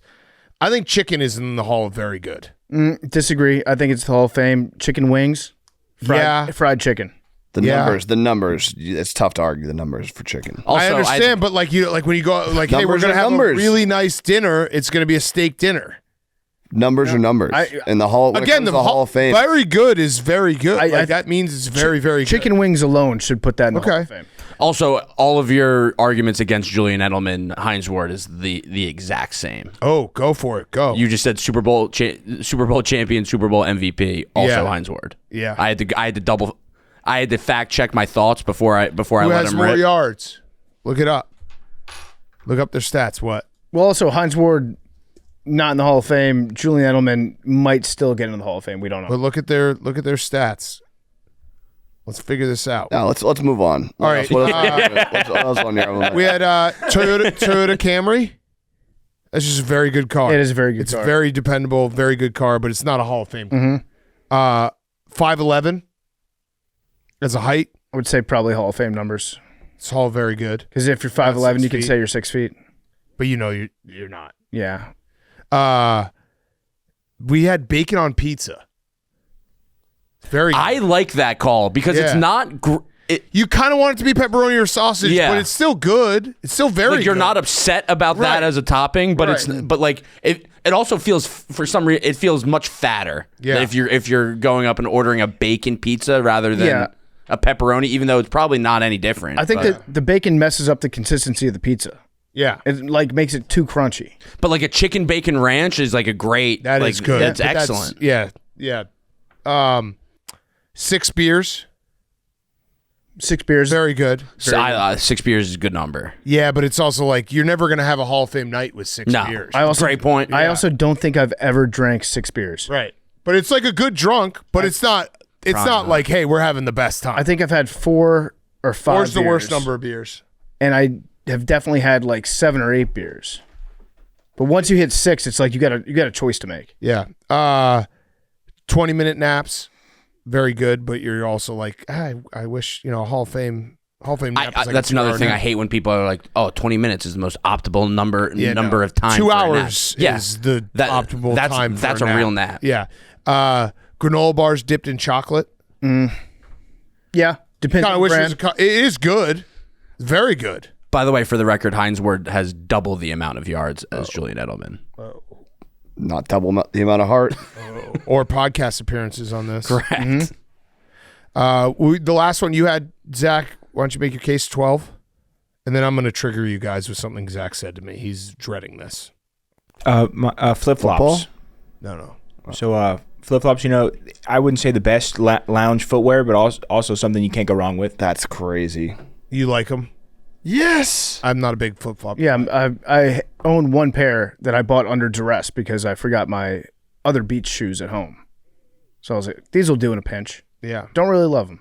Make your case for the other two that our other players were Jay Cutler and Sean Marion, both Hall of Fame. Sean Marion is a great pick, Yeah, but yeah. NBA is so hard. It's hard. It's like everyone is a Gets Hall in. of Famer. Yeah. Steve Francis, franchise. The franchise. Kyle And Korver. Mari Stoudemire. Kyle Korver's a good one. Kirk Heinrich, John Wall. John Wall. But John, yeah. Zach, We had- make your case for the other two. He's in and the then Hall of could have been great. And then I'm going to trigger you guys. Then I want to hear your guys' honorable mentions. You talking about apple pie? Oh, no, I was saying pulled pork and acai bowls. Oh, acai bowls, good, but definitely not great when it comes to like frozen kind of dessert, healthier options you can get. And then They're also pulled not pork, healthy. Yeah, they're not. tons of sugar. Yeah. Yeah. And then pulled pork, I was hesitant on that. I felt at first that pulled pork is just good, but then I started thinking about pulled pork as a sandwich element. And we start melting cheese, you start dipping in au jus, then I don't know. I'm not as strong on that once I started thinking about the versatility of pulled pork. You're thinking of like a roast pork sandwich. You might be. Pulled Pulled pork is like the barbecue pulled But pork. it kind of works for Yeah. barbecue because you But would you don't say get like brisket melted is cheese the Hall of Fame. on a pulled. You ever done like pulled pork sliders where you do like the cheese and the Hawaiian Yes. roll? Delicious. I've done that with like roast pork, like Philly style sandwiches with like broccoli rabe or spinach. Carolina and style dipping in the pulled au jus pork. with the like the melted provolone. That's top tier sandwich. I would right put there. Carolina style pulled pork get back to in the Hall of Fame. It's a great barbecue meat. Yeah, it is good meat. Last year we did so much food, and that's why I was so good at it. Yeah. That is true. You're a food merchant? Do you guys want to get triggered by something Zach said to me? Yeah. Yeah. Okay. So we were talking players because we were like, let's throw out a couple players just for our honorable mentions. We're gonna take this draft a different way, but we just wanted to brainstorm some players. He had one good running back pick and one that made me want to punch him in his face. The good pick was Tiki Barber. That's a Hall of very good guy. Do you guys want to guess who I wanted to punch? He said this name and I wanted to punch him in the face. Shedeur Sanders. No. OJ. Emmett Smith. LaDainian Tomlinson was his Hall of Very Good, and I got furious at him. Where's Shane? Isn't he in the Hall of Fame? Yes, he's not only in the Hall of Fame, but if you watch LaDainian Tomlinson, he was so electric for that stretch. You make a run as a child, and then you almost think about yourself being LT. Well, and he's then thinking for me to even probably bring that LT up, terrible Jets. choice. Terrible Yeah. pick. He was good on the Jets, Hank.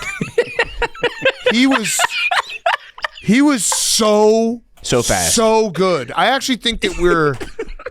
Was he good on the Jets? I don't know the way you said that though. You put some stank on that, Hank. good on the Jets. He was good on the Jets, Hank. We didn't always suck. We had a couple good years. LaDainian Thomas is one of those guys I actually think that we need to like put a date on the calendar to remember how good he was, because he was so good. Watch the highlight reels of LT. Insane. Dude, he had a year where I just won my entire fantasy season just because I had him. Because that was it. If he wasn't scoring the touchdown on his feet, he was throwing passes. Yeah, he was catching and throwing them. What is the give me the year? I think it was like 06, I want to say. 1,800 yards, 28 touchdowns. That's insane. Yeah, that's the year. 1,800 yards, 28 touchdowns. And the years before, he had 17, 18. I mean, he was 31 total touchdowns that year. 31 total. 31. I That's do remember like fucking insane. fantasy football. If you had LaDainian Tomlinson, you just won. Yeah, like no, that was the year. I had him and I was like, it might have been one of the first years I played it. I was just like, this is the easiest thing ever because you just draft LT and then you're good. I'm pretty sure. What did you say? I'm pretty sure LaDainian Thomas in NFL Street too. He's so fast and official. They got him in a bulletproof vest. Hold on. 2006, he had 33 touchdowns. He ran for 28. He caught 3. He passed for 2. That's insane. That's insane. I that's on me. I looked past the passing. The passing one of the best touchdowns. years like ever.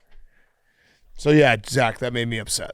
But Bad it's okay. pick. No, it's okay. It's okay. All right, what do you guys have honorable mentions? I'm shocked Tony Romo didn't get picked. We had. It's probably because PFT and I were on the other two teams, and but he is the definition. I just don't want him. But I don't think wanna, Tony I know. Romo sucks. But he's the poster boy of Hall of Very Good. We had Matt Ryan. Yeah. Although had, he won an MVP, but yeah. He did. We had Clam Chowder. Ooh. It might be a Hall of Fame soup. I don't know. I got Depends. I got Manhattan clam chowder Manhattan's trash. no, I think Manhattan. Oh, you like that? I think Manhattan is very good. No. But- I don't think it's that good. I think the cream like base, Manhattan. it's always good. Yeah, well, you were fat, so What? fat of your soup, Manhattan soup. Are you talking to yourself? Manhattan soup is you- is the lighter Is this soup. an inner dialogue that you have? Are you calling? I don't know. I always feel fat. That was great because it like completely befuddled me. I didn't know what to say. You just crossed There you us go. over. I just Yeah. That was a trick play you just Yeah. made. Max, shut the fuck up, you short piece of shit. this is good. Okay, what else? We had Keith Yandel, Oh. Yeah. Hall of Very Good. 1,100 100 games, 600 points. But he's a Hall of Fame guy. Hall of Fame guy. We had Connor McDavid, Yeah. Hall of Very Good. Yeah. We had Matt Stafford, Hall of Very Good. I think he's a Hall of Famer. I've been standing on that for a while. Yeah, that's really the only reason we put it on the list. Yeah. Pirates of the Caribbean movies. I'm not familiar. I'm I love the porn. I didn't even know. We didn't even think that was an option to go outside of sports players. That's immediately what I Yeah. thought of. You thought the porn? Yeah, Stagnetti's Revenge. Oh, gotcha. Yeah, Pirate Simon. We had JFK. Was he all His very career cut short. Yeah.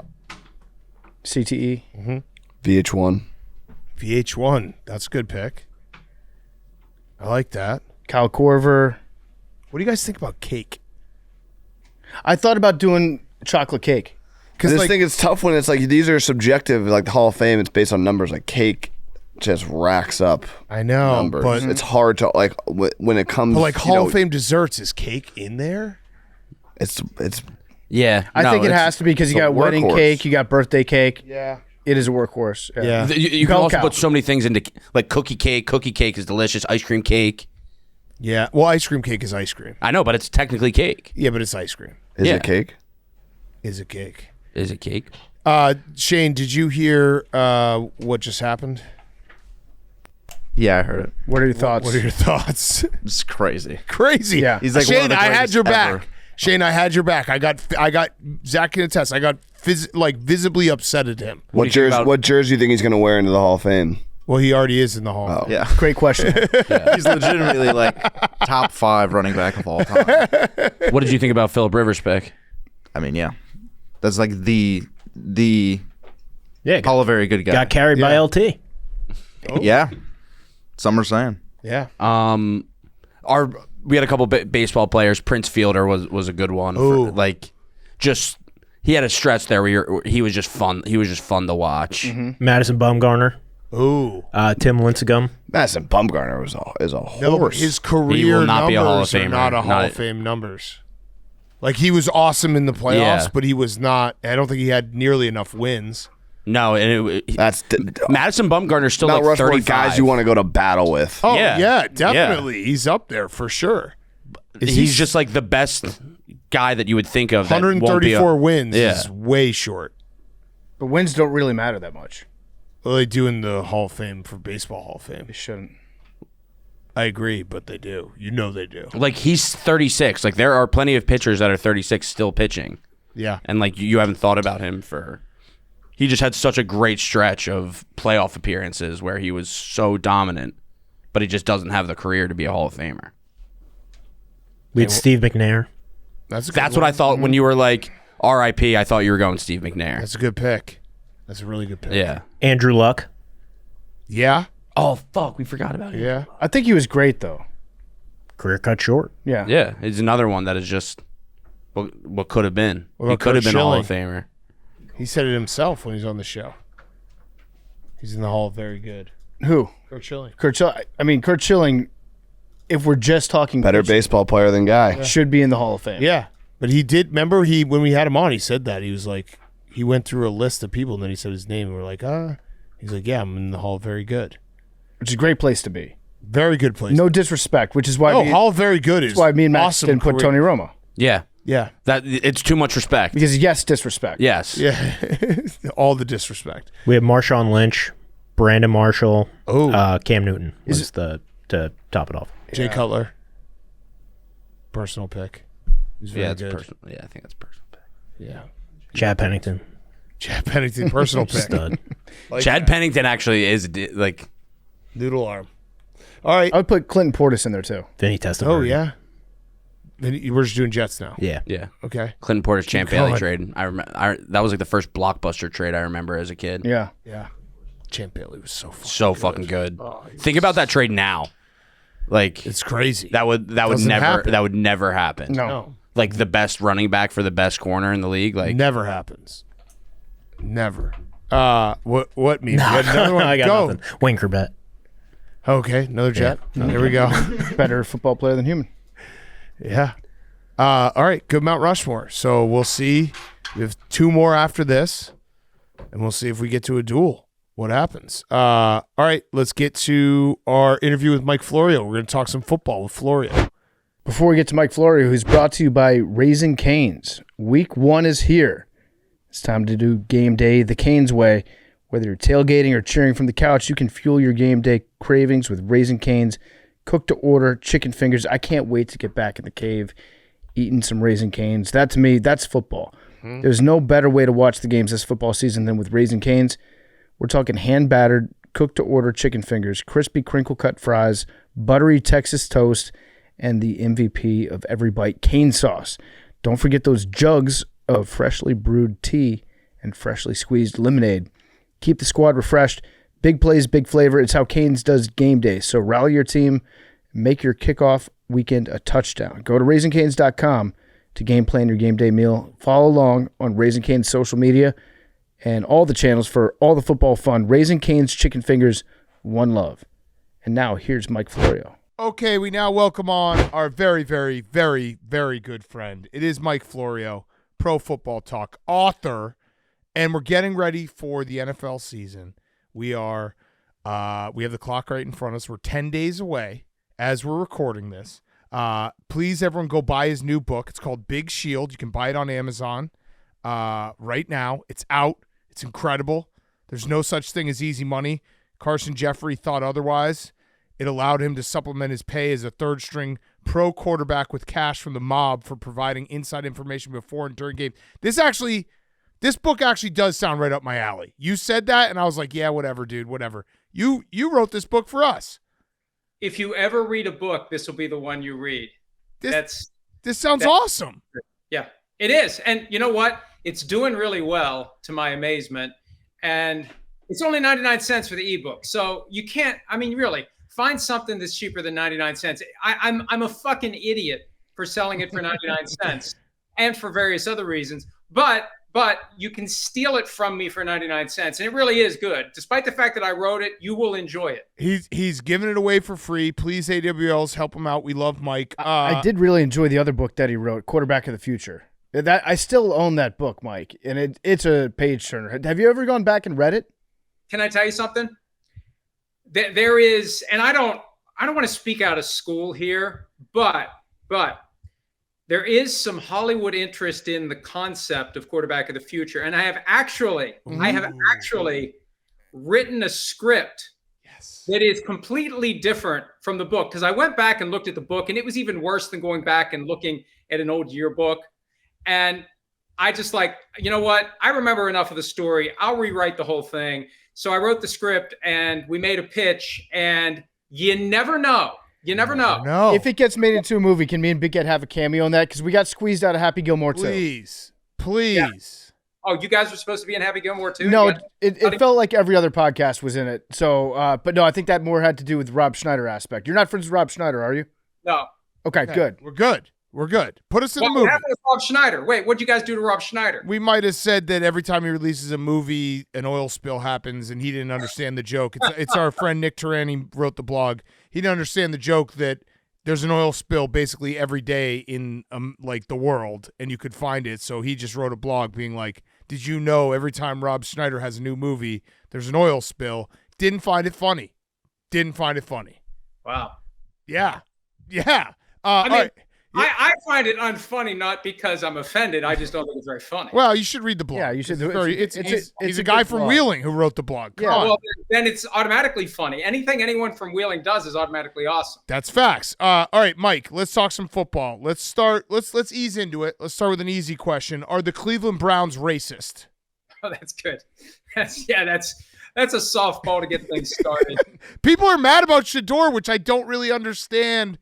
Well, they told their offensive line, don't block as hard. Yeah. If there's a black quarterback in, don't block as hard for him as when Dylan Gabriel's in. Yeah. This whole thing is crazy to me. He was a 5th-round draft pick. Like, he dropped. It's not like he was supposed to start, now he's not starting. It's just a organizational chart of where you are in the depth chart. Here's what happened. Back in the pre-draft run-up and the combine and the interviews and all of that stuff. And I try to stay away from that because different people will try to manipulate the news to get certain agendas out there. I wait until the dust settles on where guys get drafted, and then I try to figure out what happened. I was told by a very reliable source, not to be confused with my usual non-reliable sources, that the attitude from Shedeur Sanders that was detected by the teams was that he was being recruited, not interviewed. And I think that may rub people the wrong way because the teams have this mindset of you are coming to us and trying to get us to draft you as high as possible. It shouldn't be we're trying to win you over. And that coupled with the fact that he's not Dion, that's the problem. You can't show up for the pre-draft process with the attitude of, hey, take me or don't take me, I don't care, unless you are a transcendent talent like his father is. And he didn't have an agent. He didn't have anyone advising him on how to properly handle it. So he fell to pick number 144. And the Browns gave him limited reps in training camp. He had that one preseason game where he looked really good. They're probably going to carry 4 guys into the regular season, or at least beyond Tuesday when they have to cut the rosters down, because they viewed it as a commodity. Hey, we can get this guy at 144 that is much better than pick number 144. So we add him to our quarterback room. We have an asset at the quarterback position, and we can do something with these assets at some point. I think they're going to try to trade maybe Kenny Pickett before Tuesday. And if they can't, they'll carry 4 guys until maybe they can trade one of these guys. I wouldn't rule out trading Shedeur Sanders. I don't know what they're going to do at this point, but they view their 4 quarterbacks as assets that can be flipped. It's buy low, sell high. They bought Shedeur Sanders low, And now at some point they may try to sell him high. I don't see him playing anytime soon, but maybe they can flip him into something more than the 5th round pick they used to get it. Yeah, so what do you think the market would be for Shedeur Sanders right now? Do you think it'd be higher than a 5th? Well, I think if there's a team out there that was thinking about taking him round 3 and they saw him play in the preseason and they saw enough from him, and look, he doesn't have high-end physical ability, but he's got great instincts. He knows how to step away from pressure. He knows when to throw the ball. He knows where to place the ball. He's got something you can work with. So if there's a team out there that thinks, we really were close to using a 3rd round pick, we could use a guy we want to develop, and we're willing to part ways with a 4th round pick or a 3rd round pick next year to try to get him. I couldn't rule it out if the Browns are looking for a way to trim their quarterback room from 4 down to 3. And, technically they have 5, because one of these days Deshaun Watson's going to show up with a clean bill of health and say, play me. Yeah. He's determined to come back and play. And that just creates an even bigger mess for the Browns, because they'll either have to put him on the roster at that point or they'll have to cut him. Yeah, I mean, it doesn't sound like it's got a clean ending at all. So I have another question about the team that's right behind you. You are a Vikings homer. You're a Vikings fan. At the quarterback position, what are the Vikings doing? Are they trying to send a message right now that JJ, he's our guy? Like, we're just going to roll into the season? We don't want a quarterback that might be behind him that maybe somebody would ever claim, like, hey, let's start this guy instead of JJ if he has a bad couple weeks? I don't think that's a problem. I think the problem recently was they don't have a guy behind him that they trust to be the number 2 quarterback. So they scrapped Sam Howell. They cut Brett Rippon. They signed Carson Wentz. Yep. And it's going to be J.J. McCarthy, Carson Wentz, and Max Brosmer. Now, they may cut Brosmer and hope he passes through waivers and put him on the practice squad. But if they're afraid somebody will claim him on waivers and they really like him, then they'll carry him on the roster. But this was just a vote of no confidence for Sam Howell. Too many turnovers. And he had, months to learn the offense and months to impress Kevin O'Connell, and he clearly did. And I think in hindsight, they'd admit they should have just signed Carson Wentz back in April and let him learn the offense and be there for the offseason program, be there for training camp, be there for the preseason. Now he's going to have to take a crash course, and hell, I won't be surprised if they make other moves, because we've seen what they can do when they have to put other quarterbacks out there. But I think this is all an indication that McCarthy is the guy, and he looked great in one preseason game. He's got to stay healthy, but that's the question mark. If he's not healthy, you got to have somebody ready to go. They weren't happy with their options behind him. So have there been any cuts across the league that have surprised you that Mike Florio did not see coming? So far, no, not yet. Tuesday's the day that we'll see some surprises. And before Tuesday, what we'll see, and we've seen it for the last week, guys getting traded for low-round picks next year. Those are guys that were going to get cut. Yep. If you're seeing a trade happen now for a 7th-round pick, or the flip of a 6 and a 7. I'll trade you this guy with a 7 and you give me a 6 back. That's a guy that was getting cut. And the teams that are low in the waiver priority, like the Eagles who are at the very bottom, they're not going to get those guys if they're eligible for waiver claims. If you're 4 years or less, you go through waivers. Otherwise, you're a free agent. But this is a way to go out and get that guy, give up a low-round pick, and get a guy who's going to be cut anyway. And you've got some teams that have a surplus at certain positions and other teams that have needs. So I expect we'll see more trades between now and Tuesday, and then it'll be all hell breaking loose when the rosters go like that. There used to be 2 steps. Now it goes 90 to 53. There's going to be a lot of names that hit the market in the next 2 days. Is there a name that we should be on the lookout for?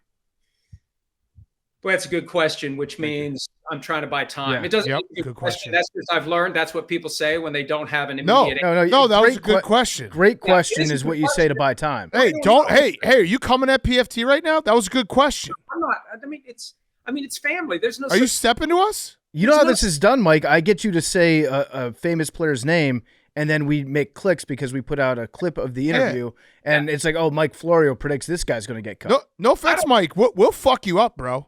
Yeah, listen. I thought we were at a point where we could have fun like this. No, that was a good question. Okay. I know, but I was Thank you. just playing. Thank This you. is what family does. We play a little bit. I Look, don't think we don't play like that. Not with Yeah. good questions. Am I a clown to you? yeah. Do I amuse you? Okay, so as for PFT's good question, Please address my question.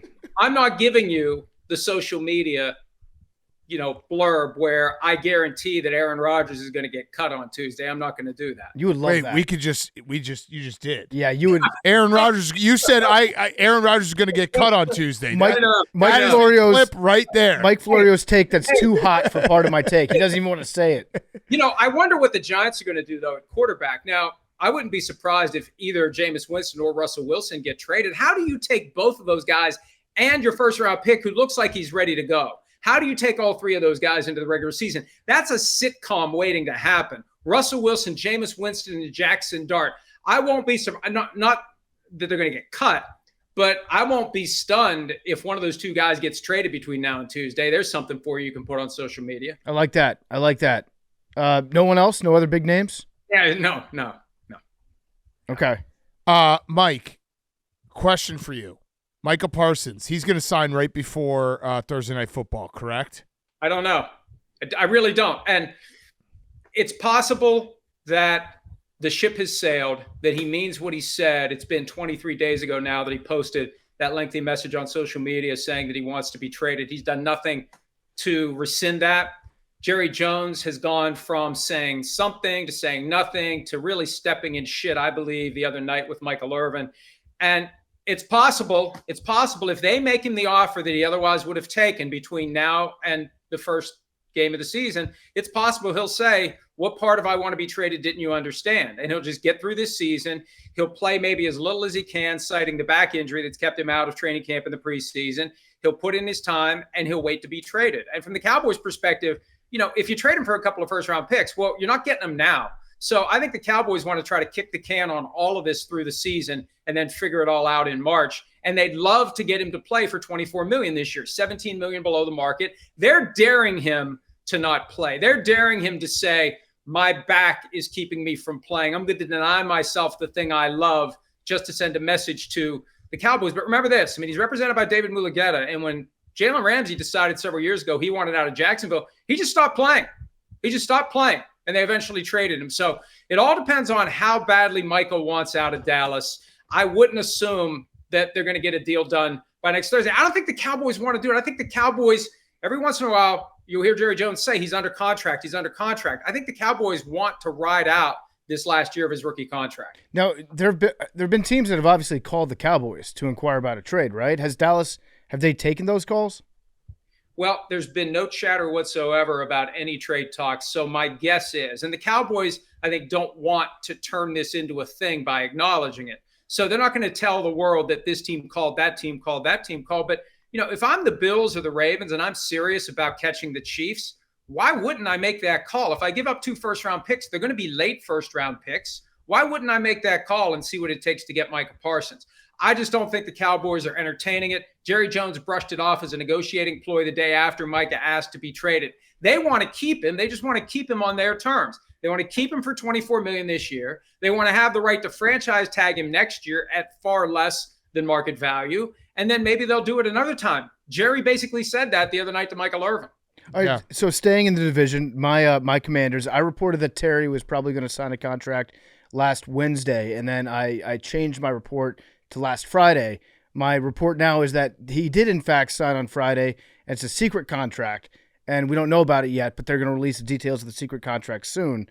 What are you hearing out of Terry's camp and from the Commanders? Well, the market has gone up north of $40 million with Jamar Chase, and Terry McLaurin is due to make about $16 million this year. Now, you'll hear people say from time to time, no, he's making $25 million. Well, his cap number is $25 million. When you look at the actual cash he's going to receive this year, I know he's got bonus allocations that apply this year and drive the cap number up, but from his perspective, he's making $16 million. And the market's at 41 or just over 40. Right. What am I going to get? Where do I fit in? And I've heard numbers north of 30. I've heard numbers north of 35. The Commanders, what are you going to pay a receiver who is going to be 30 in September? And I think this is the key. How many years do you want to commit? We always hear 5-year deal worth X million a year. What we don't hear right out of the gates, because it's usually not as favorable as the biggest number that they can put out there, which is the total value of the deal. How much of it is guaranteed at signing? How many years have the Commanders committed to? Because we know how these contracts are. They're not two-way.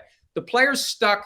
The team can tear it up anytime they want. The only thing that keeps the team from doing it is guarantees that go beyond the first year. Is it 2 years that he wants? Is it 3 years that he wants? Where's the middle ground on what kind of commitment they're going to make to a guy who's going to turn 30, because you have to brace for the decline.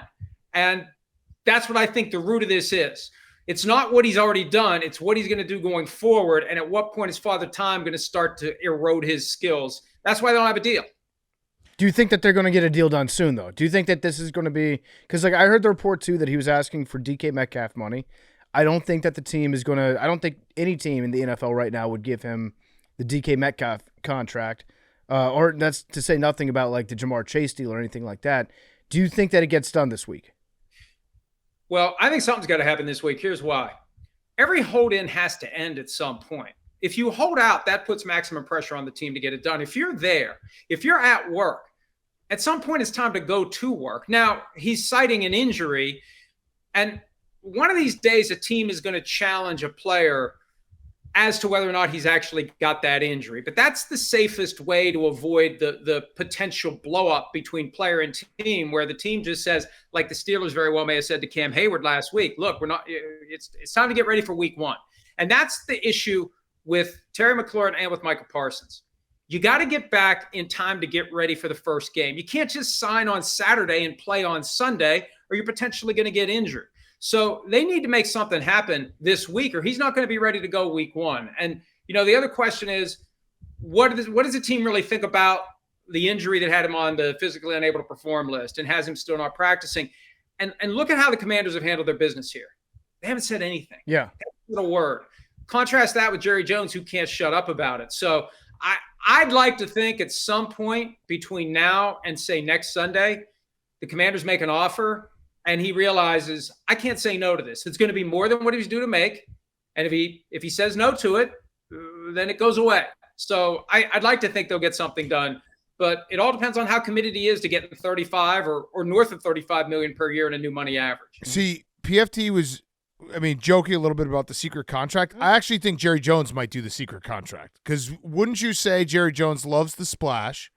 Is there a chance that Micah Parsons might be in the closed parts of practices and whenever when the media is not around, he is showing that he's up to speed and that this contract's going to happen on the first day of the NFL season so that he can get his big splash? I'm not sure of very much, if anything, right now. One thing I'm sure of is there's no way that the Cowboys and Micah Parsons are secretly in cahoots on anything. Okay. I just don't think they are. And I'll tell you why. A couple of weeks ago, they had the Hollywood premiere of the new Netflix series about the Cowboys.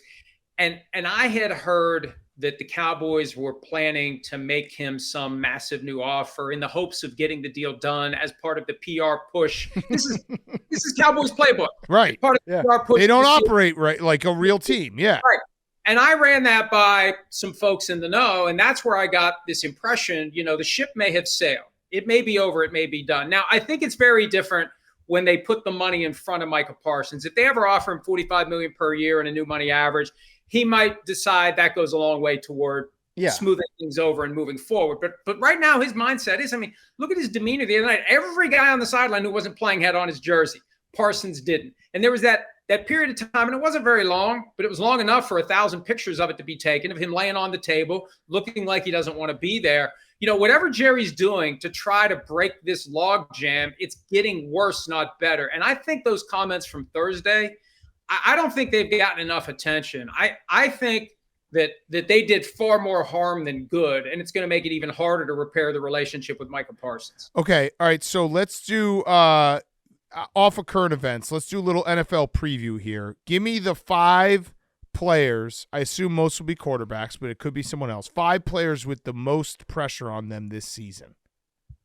I felt like you were setting me up for a fantasy. No, I wasn't. I wasn't. Listen, I'm always on guard this time of year. We haven't done that in years, Mike. And also, Mike, I don't know. I know you about it every year. I don't know if you listen. We did a 10-hour fantasy preview on Friday. We're still jet lagged from that. Okay, we've just conveniently transitioned all the shit we used to give you for fantasy football and directed it 100% at Jerry O'Connell.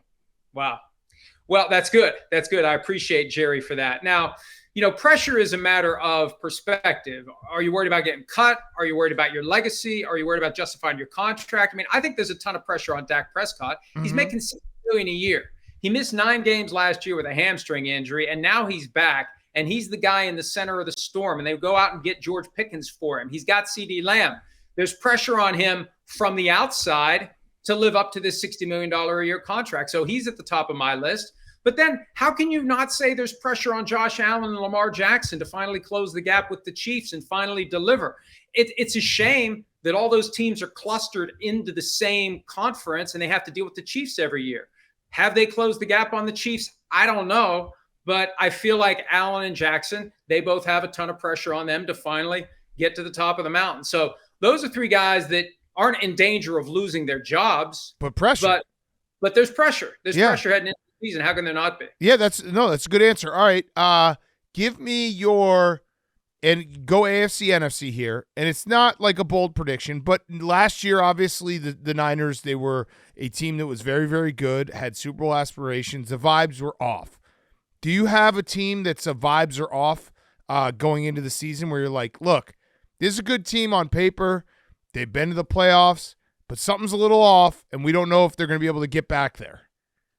Well, look, I don't want to doubt the Lions because I think they feed on that. But when you look at last season, when you look at the schedule last year for all the teams in the NFC North, they played the 4 teams of the AFC South and the 4 teams of the NFC West in a down year for the NFC West. That's 80-year games. 8 out of 17 games is part of this rotation where every year you pick up 4 teams out of the NFC from the same division, 4 teams out of the AFC from the same division. This year, the NFC North teams play all the teams of the AFC North, all the teams of the NFC East. It's going to be tougher. The Lions have lost both coordinators, and I know they're doing their best to downplay that. They're trying to turn that into motivation, but how is it not going to be a factor? It's just change. Even if the new coaches end up doing as well as the guys who they're replacing, it's change for the players. Continuity is so important in football, and I think it may have reached a critical mass for the Lions, and they're going to have their hands full. They still have a target on their backs. They've never done anything in the grand scheme of things, haven't gotten to a Super Bowl. And last year, you have that special season that culminates in the 1 seed, and then you lose to the Commanders in the divisional round. And then you get thrown back into what Dennis Green used to call the Valley of 0-0. Good luck. Good luck climbing out of that and fulfilling this promise that everybody assumes you're going to fulfill. I think the Lions, I'm not saying they won't get it done, but I feel like the vibe is off, and it's up to them to get the vibe back on quickly. That's a good answer. What about AFC? Is there a team? Well, the Texans underwent a lot of change. It's pouring down rain here, too. You're going to hear it hitting the metal roof. The Texans Sick basically brag. It's metal. I mean, it's metal. Sick it's not brag, like it's, dude. Yeah, it's flat. You own a No, metal that's roof. way more expensive than wood. Yeah. Okay. So anyway, the Texans fired their offensive coordinator. They were sluggish last year offensively. They've got, I think, 60% new offensive line. So they're just one of those teams you want to watch because I think the other teams in the division could be better. I think the Titans, I think Cam Newton has a chance to be pretty good. And they're kind of like the Texans 2 years ago where no one's paying attention to them. All their games are at 1 o'clock Eastern on Sunday. They'll win the games they're supposed to win, lose the games they're supposed to lose. Next thing you know, they're going to be in playoff position with 4 games left. So between the Colts, if this Daniel Jones thing works, the Jaguars, if the new coach can get more out of Trevor Lawrence and Brian Thomas Jr. continues his ascent to superstardom and Travis Hunter helps out, and then you throw in the Titans, it could be harder for the Texans this year. Although I think the Texans will be fine. I look at them and I say, they're going to have to prove it a little bit before people are going to believe it. Okay, I like that. And also, their wide receiver room is not what it was last year to start the season because you got Tank Dell's injury, Stephon Diggs is gone. Like it might be a little bit harder for them to get it going. And look at how important Nico Collins is to that team. Yeah. He gets last year, and they were completely different without him. And Joe Mixon is still on the non-football injury list for something he did away from the field that has kept him from being involved in anything. A lot of eggs in the Nick Chubb basket, who had that horrible knee injury a couple of years ago. I thought maybe they would be the team that traded for Brian Robinson with Washington before the 49ers did the deal. I feel like they need help in the running game because I don't know when we're going to see Joe Mixon. That's been one of those weird stories that hasn't really been discussed much because he's not around, and we talk about the people who are around. But this Joe Mixon thing is weird, and that could really hurt the offense. Look at the kick he gave them last year. That may be gone for at least the first 6 weeks or more of this season. That's good. Yeah. That's a good answer. Let's look at the AFC West. Is this the year that somebody unseats the Chiefs? I know Sims thinks the Broncos are going to knock them off and win the division. I think they're going to have their hands full. The Broncos, look at how good that defense is. And we know what Sean Payton does with his offenses. Bo Nix in year 2. They added the running back Harvey that they really like. They get J.K. Dobbins, who when he's healthy is one of the best running backs in the league. They've got great receivers. Vance Joseph's still there. He had some head coaching buzz. He's there running that defense for another year. Continuity, that's the key. You have a good season. You don't lose your coaches. You have continuity. Broncos will be a lot better. Chargers, last year felt flat because they lost in the playoffs to the Texans, but they were surprisingly good in the regular season. And I'm never going to count out Pete Carroll. I know that they're in a tough spot, and they could be much better than they were last year and still finish 4th in the division, but I'm not counting the Raiders out. They're going to give the Chiefs fits. I mean, the Chiefs are going to have their hands full this year. It may be one of the reasons why we saw Patrick Mahomes playing 3 drives in the final preseason game. They're doing everything they can to get ready because they know this season is going to be a meat grinder. So is this the year that somebody unseats the Chiefs in the AFC West? I'm going to say no. Oh, come on, Mike. Go ahead. With your fancy social media graphic. Florio guarantees it. Lightning too. Not good to be under a metal roof when it's lightning. You guys may have a moment like the Drew Brees moment that was fake. Mine might be real. That would be I awesome. thought that's how you get power in West Virginia. That would be awesome if you got struck by lightning right now. 21 gigawatts. I mean, the Chiefs are interesting. I'm not going to bet against the Chiefs to win the AFC West, but that is also a team. I always like to look at teams that won a lot of close games. And a lot of the NFL season is like, are you having one of those seasons where the ball bounces your way and all these one-score games you find a way to win? Obviously, good teams do find that way to win, but a couple, weird bounces. That game, was it last year, the game where they blocked the kick against the Broncos at the end of the game? Yes. Right, like some of these games that feel like they're 50-50 and they make that one play, that's a lot of credit to them.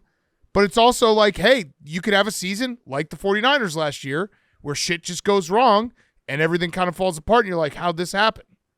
And here's the reality. And look, it's bad form to name names of guys who, if they get injured, it's going to change everything. But we know guys are going to get injured and it's going to change everything. How Christian McCaffrey last year. Yeah. We found out 90 minutes before kickoff of their week 1 Monday night game that he wasn't playing because of this Achilles issue that we were led to believe was no big deal.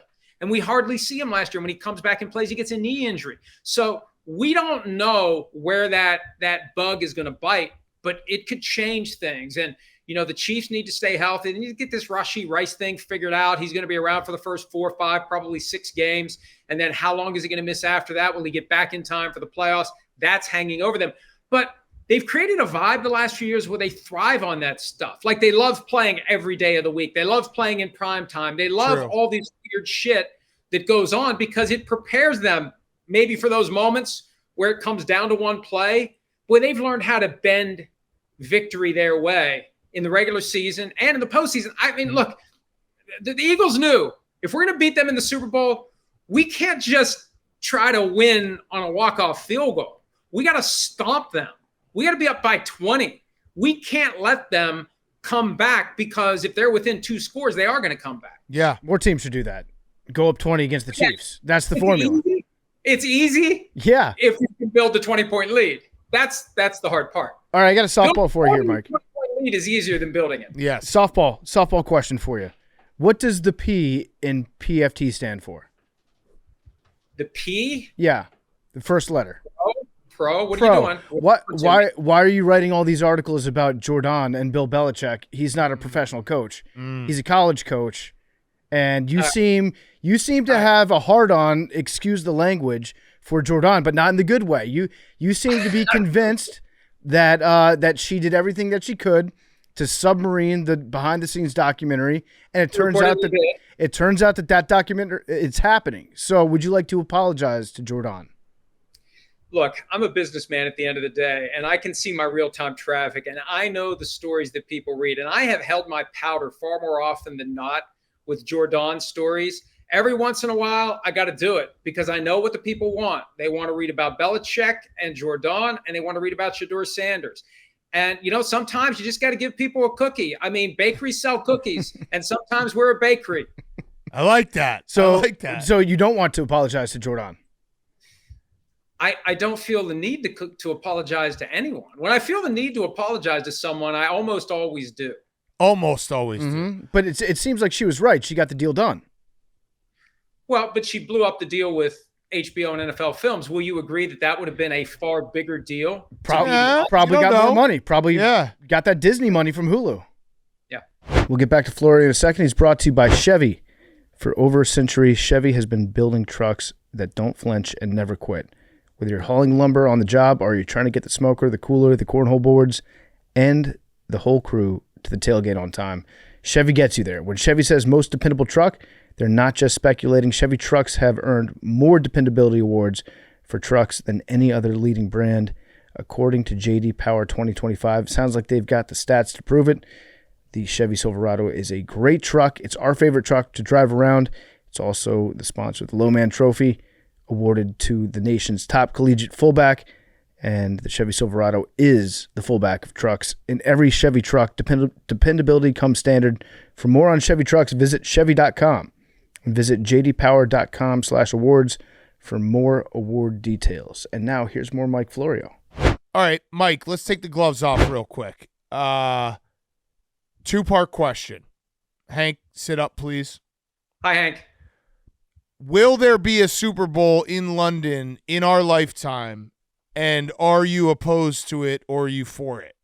I'm opposed to it, but I think it's going to happen. Okay, so all right, so we can work with that because Hank is a traitor and he wants there to be a Super Bowl in London. We think it's absolutely anti-American and bullshit, but you're telling us because I think PFT and I both see the writing on the wall. They're going to make us do this. They're going to do it, right? I remember when they played a regular season game at Wembley the first time, Dolphins, Giants, 2007, I believe. People were like, what the fuck are they doing? Well, you turn it on and it looks the same. Now, the grass was horrible that day. I mean, other than the guys slipping and sliding around it, which basically was Super Bowl, 58. So, maybe it does look like it does when they play here. But it looks the same on TV. And for the Super Bowl, like how many people actually go to the Super Bowl? Oh, no. Just watch it at home. They're going to justify it. They're going to justify it because they want to globalize the sport. They want to do it. And they understand that it takes a commitment and that regular season games are just part of it. They want to get to 16 regular season games each year. They're toying with the idea of putting 4 teams in Europe, a 4-team division. Logistically, it will be a challenge, but it fulfills the goal of the money. Look at how they're all in with flag football. They didn't just suddenly discover flag football is cool. They see that as a way to advance the agenda of globalizing the sport. So, yeah, I can't rule out at some point in our lifetimes, maybe yours more than mine, since, Big Cat, I'm 10 years older than you, but You're 70, Mike. I'm 60. Okay. But the idea that the big man move, money changes everything, money drives everything. It's all about the money, and I think at some point they'll do it. So I just think. But you think it's bullshit, right? It's bullshit. Yeah, I mean, I don't. Don't you want the sport to be globalized, Mike? Like that's good for you and your website. Oh, absolutely, it's good for me, but at what cost? Like we can globalize the sport without. At what cost? It looks the same on TV. Without giving up the Super Bowl. And also, Mike doesn't necessarily want all that foreign traffic. Not all traffic is good traffic. Yeah, then I'd have to get like translator apps. Yeah, I don't know how it would even work. We do have it. We do have the famous English to American translator. I should be pandering more to the UK on this. I should be saying I want to have a Super Bowl there because our morning show is televised by Sky because it's all tied in under Comcast and Sky and common ownership and whatever. And we have like a ton of passionate people that love our show, that love the way we approach it, that watch the show. So, and we've been wanting to go over there. I just don't have a passport. That's another story. But I mean, what are you, Elvis? Why don't you have a passport? I've had no need to leave the country. Okay. I've had 60 years, no need. I've had no need to leave. There's a lot of great stuff in the United States. Yeah. We just don't like the idea of giving up the Super Bowl. Super Bowl's America. I don't like it at all. My long-term prediction is this. There will be a Super Bowl played overseas at some point, and there will be 20 regular season games, no preseason games, and 40 teams. Wow. That will happen. That sounds like we're getting into the territory of that's so much football. Hogs I get like slaughtered. that though. It's a lot of football. That's a lot of football. I like the more football. But if you give me those, I might be okay. They don't have preseason games. Week 1 is going to suck. Week 2 is probably going to suck. It already sucks. We're still going to watch it. Yeah, and I know, it true, already is bad true. football. I am gonna watch it, but I don't like the idea of the Super Bowl being overseas. The Super Bowl is a uniquely American tradition that should stay in America. First things first. Have the Super Bowl on President's Day weekend first, and then let's worry about going overseas. Under the current scheduling formula, it will be a couple of times. Yep. Yeah. When it falls. And so if they go to 18 games, there will be years that it overshoots President's Day weekend unless they start Labor Day weekend. And if they go to 18 games and 2 buys, it's always going to overshoot President's Day weekend unless they start Labor Day weekend. What do you guys think of that? They haven't started Labor Day weekend since 2001 because everybody's out for one last summer weekend and not watching football. Well, that was before we all started carrying around our TV sets with us. Like, I think they could play on Labor Day weekend again. What do you guys think? Absolutely. Yeah, I definitely think that they could. I think that it's important to have Labor Day weekend where you might not be attached to your phone as much because people are flying. And if you're on a plane that doesn't have live TV, that's going to suck that weekend. Yeah, but it's Sunday. You're not flying on Sunday, Labor Day. Some people could fly on Sunday. Fly on Monday, get home for Monday Night Football. But I don't look. I understand why they got away from it. I don't know why they resist going back to it. And maybe at some level they're not. It's so big now. Yeah. And numbers keep getting larger and larger. And hey, despite the flaws, some of which are laid out in Big Shield, even though it's not about the NFL for legal reasons, they are the king. And they keep getting larger and larger. And to Hank's point, they want to infect the rest of the world with the virus that we've had for years now. I remember when I was a kid, baseball was clear number 1 and football was distant number 2. And football took over. And every time that I mention the possibility of one of these days football being as popular as soccer, people lose their shit. But I'm sure the NFL at some level wants to try. Yeah. They may not get there, but they want to try. They just want to get bigger. So, Mike, I want to ask you about owners. So what is the next team that's going to be up for sale? The Seahawks at some point are going to be for sale. Jody Allen is handling the estate of her brother, one of the Microsoft founders, Paul Allen. And there's no deadline in his will for her to sell the assets off. She can basically do it whenever she wants, and all the money goes to his charities. She's selling the Portland Trail Blazers. They, like the Seahawks, had not been for sale for years. And I heard, and I don't know whether this is true, and I hate dabbling in things that I just hear from people who call me up and say, I heard this, but I did hear that at one point she was looking to package the two and decided not to do it. So deal for the Blazers. Seahawks, I think, will be the next team that is available. And I also can't rule out the fact that as the values keep going up and up and up, one of these owners is going to say, you know what? I've had enough. Yeah. I'll take 10 billion and I'll move on. I've had my fun. I've had good seasons. I've gotten what I want out of this. I'll sell to somebody. I'll take the money off the table and just liquidate this thing and sell high. I bought low and now I'm going to sell high. Yeah. Go for the sunset. Mike, let's look ahead. Again, another kind of preview question. 3 worst teams in the NFL this year when we're looking at the draft next year. I want to be careful here because in 2021, I said the Bengals have no chance to make the playoffs and they almost won the Super Bowl. In 2023, I said the Texans have no chance to make the playoffs and they made it to the final 8. Any team can make the playoffs. With 17 games and 7 teams per conference, any team can have the dominoes fall just right for them. But I would be very concerned if I was a fan of the Dolphins. Yep. I would be extremely concerned if I'm a fan of the Browns. I would find something else to do on Sunday if I was a fan of the Saints. So those are the 3 to come to mind. And I don't want to say the Dolphins are going to be among the worst. I just think they're one of the teams most likely to really disappoint their fan base who seem to think everything's fine. I think if you look closely at that team right now, it's like things seem off. And I think if they start slow and Tyreek Hill has 2 catches in week 4, he's going to blow a gasket again. I think he's a guy who could be traded. He could be the Devontae Adams this year. He could get traded to a contender if the Dolphins start not well and he's not happy with his overall workload and his catches and his numbers. I could see them deciding to trade him before the deadline. I agree about the Dolphins. That's a bad vibe team. That feels like a team that could go south quickly. Especially the Jets are another one. Hey, the Jets are another one. I feel like the Jets are going to be better eventually, with Aaron Glenn. I just feel like there's so much work to do to get the personnel in place to run the team the way he wants it. Look, it took the Lions a while with Dan Campbell. Yep. They weren't good his first year. I think the Jets are going to be fine long-term as long as they can keep Woody Johnson from meddling, and so far they've done it. But I don't think it's a quick fix, potentially, because I just don't think they have the players necessary to do what Aaron Glenn's looking for. Look at all the guys they've traded. They traded for like a couple of defensive tackles last week. Like, they're looking for guys that better fit what Aaron Glenn's trying to do. I think Memes agrees with you. I don't think Memes is upset at all by that. Yeah. Memes? Good take, Mike. Good take. Thank you. Yeah, Memes, you don't hate Florio anymore as much, right? No, he's fine for now. He's gone down in the Florio ranking. Who's the number one Florio? Rossini's always up there. She's still number one? Is. Yeah. Yeah. Warren Sharp also. Warren Sharp's a high Florio. Yeah, he's just engagement farming with Justin Fields. Yeah. Uh-huh. All right. So he's like third Florio right now?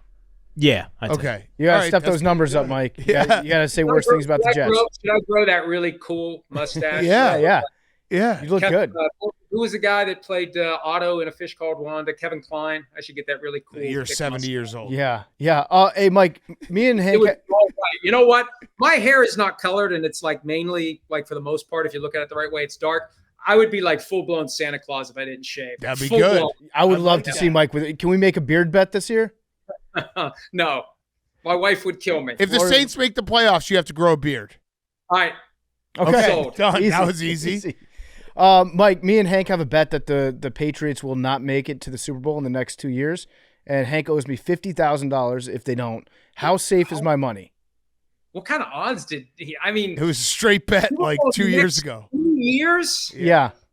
I think they're going to be a lot better. I think they got the right coach.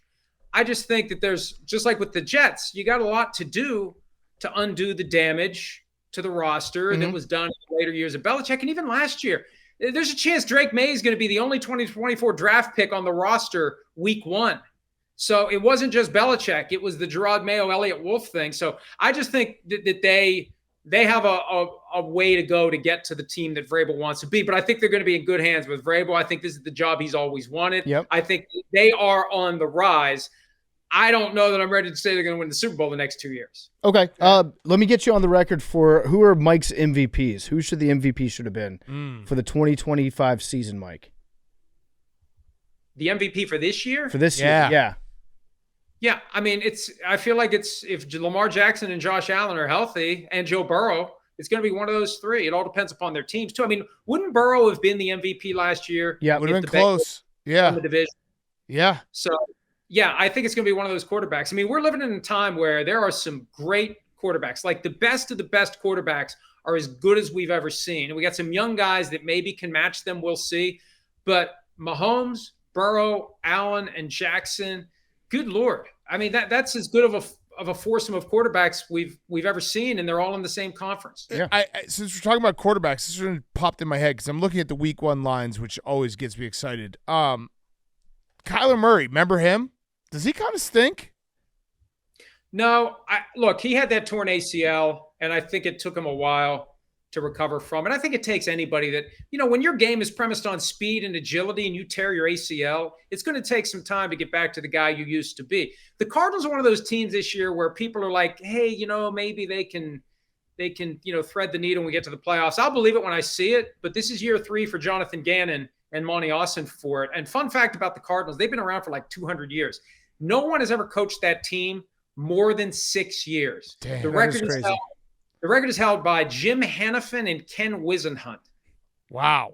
Aliens came 1 year short of matching them, but nobody's done more than 6 years. This is year 3 for Jonathan Gannon, and I don't know that it's up or out, but, let's see. And for Kyler Murray, it's a big year because after this year, they're closer to the point where they can move on from his contract, maybe trade him.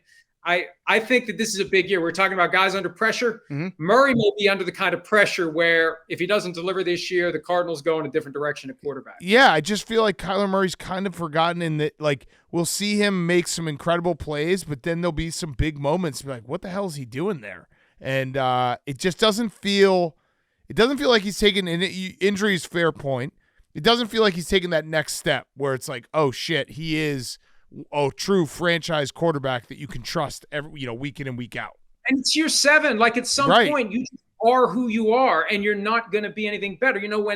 When Brock Purdy did his long-term contract, and I said he's a middle-of-the-pack quarterback, 49ers fans get pissed off about it. There's no shame in being better than everyone in the world at quarterback than like 12 people. That's pretty fucking good. And Kyler Murray is in that cluster somewhere between 10 and 20, and that's probably where he's always going to be. Yeah, speaking of, and not a shot because this is no shame in his career either, but is Kirk Cousins going to play for anyone else this year? Is there a chance that Kirk Cousins starts for another team that gets desperate, that loses their quarterback in the first month or and a half of the season? That's the key. There's got to be an injury. He's a good option. Yeah, and you got to have a team that doesn't say next man up, because a lot of times when the injury happens, they got to back up ready to go. I've been watching the Rams lately because this whole Matthew Stafford thing, like what's up with his back, and they were trying to let the whole thing like go away and be done and resolved, and he'd be good to go for the season, and it would never be a discussion point.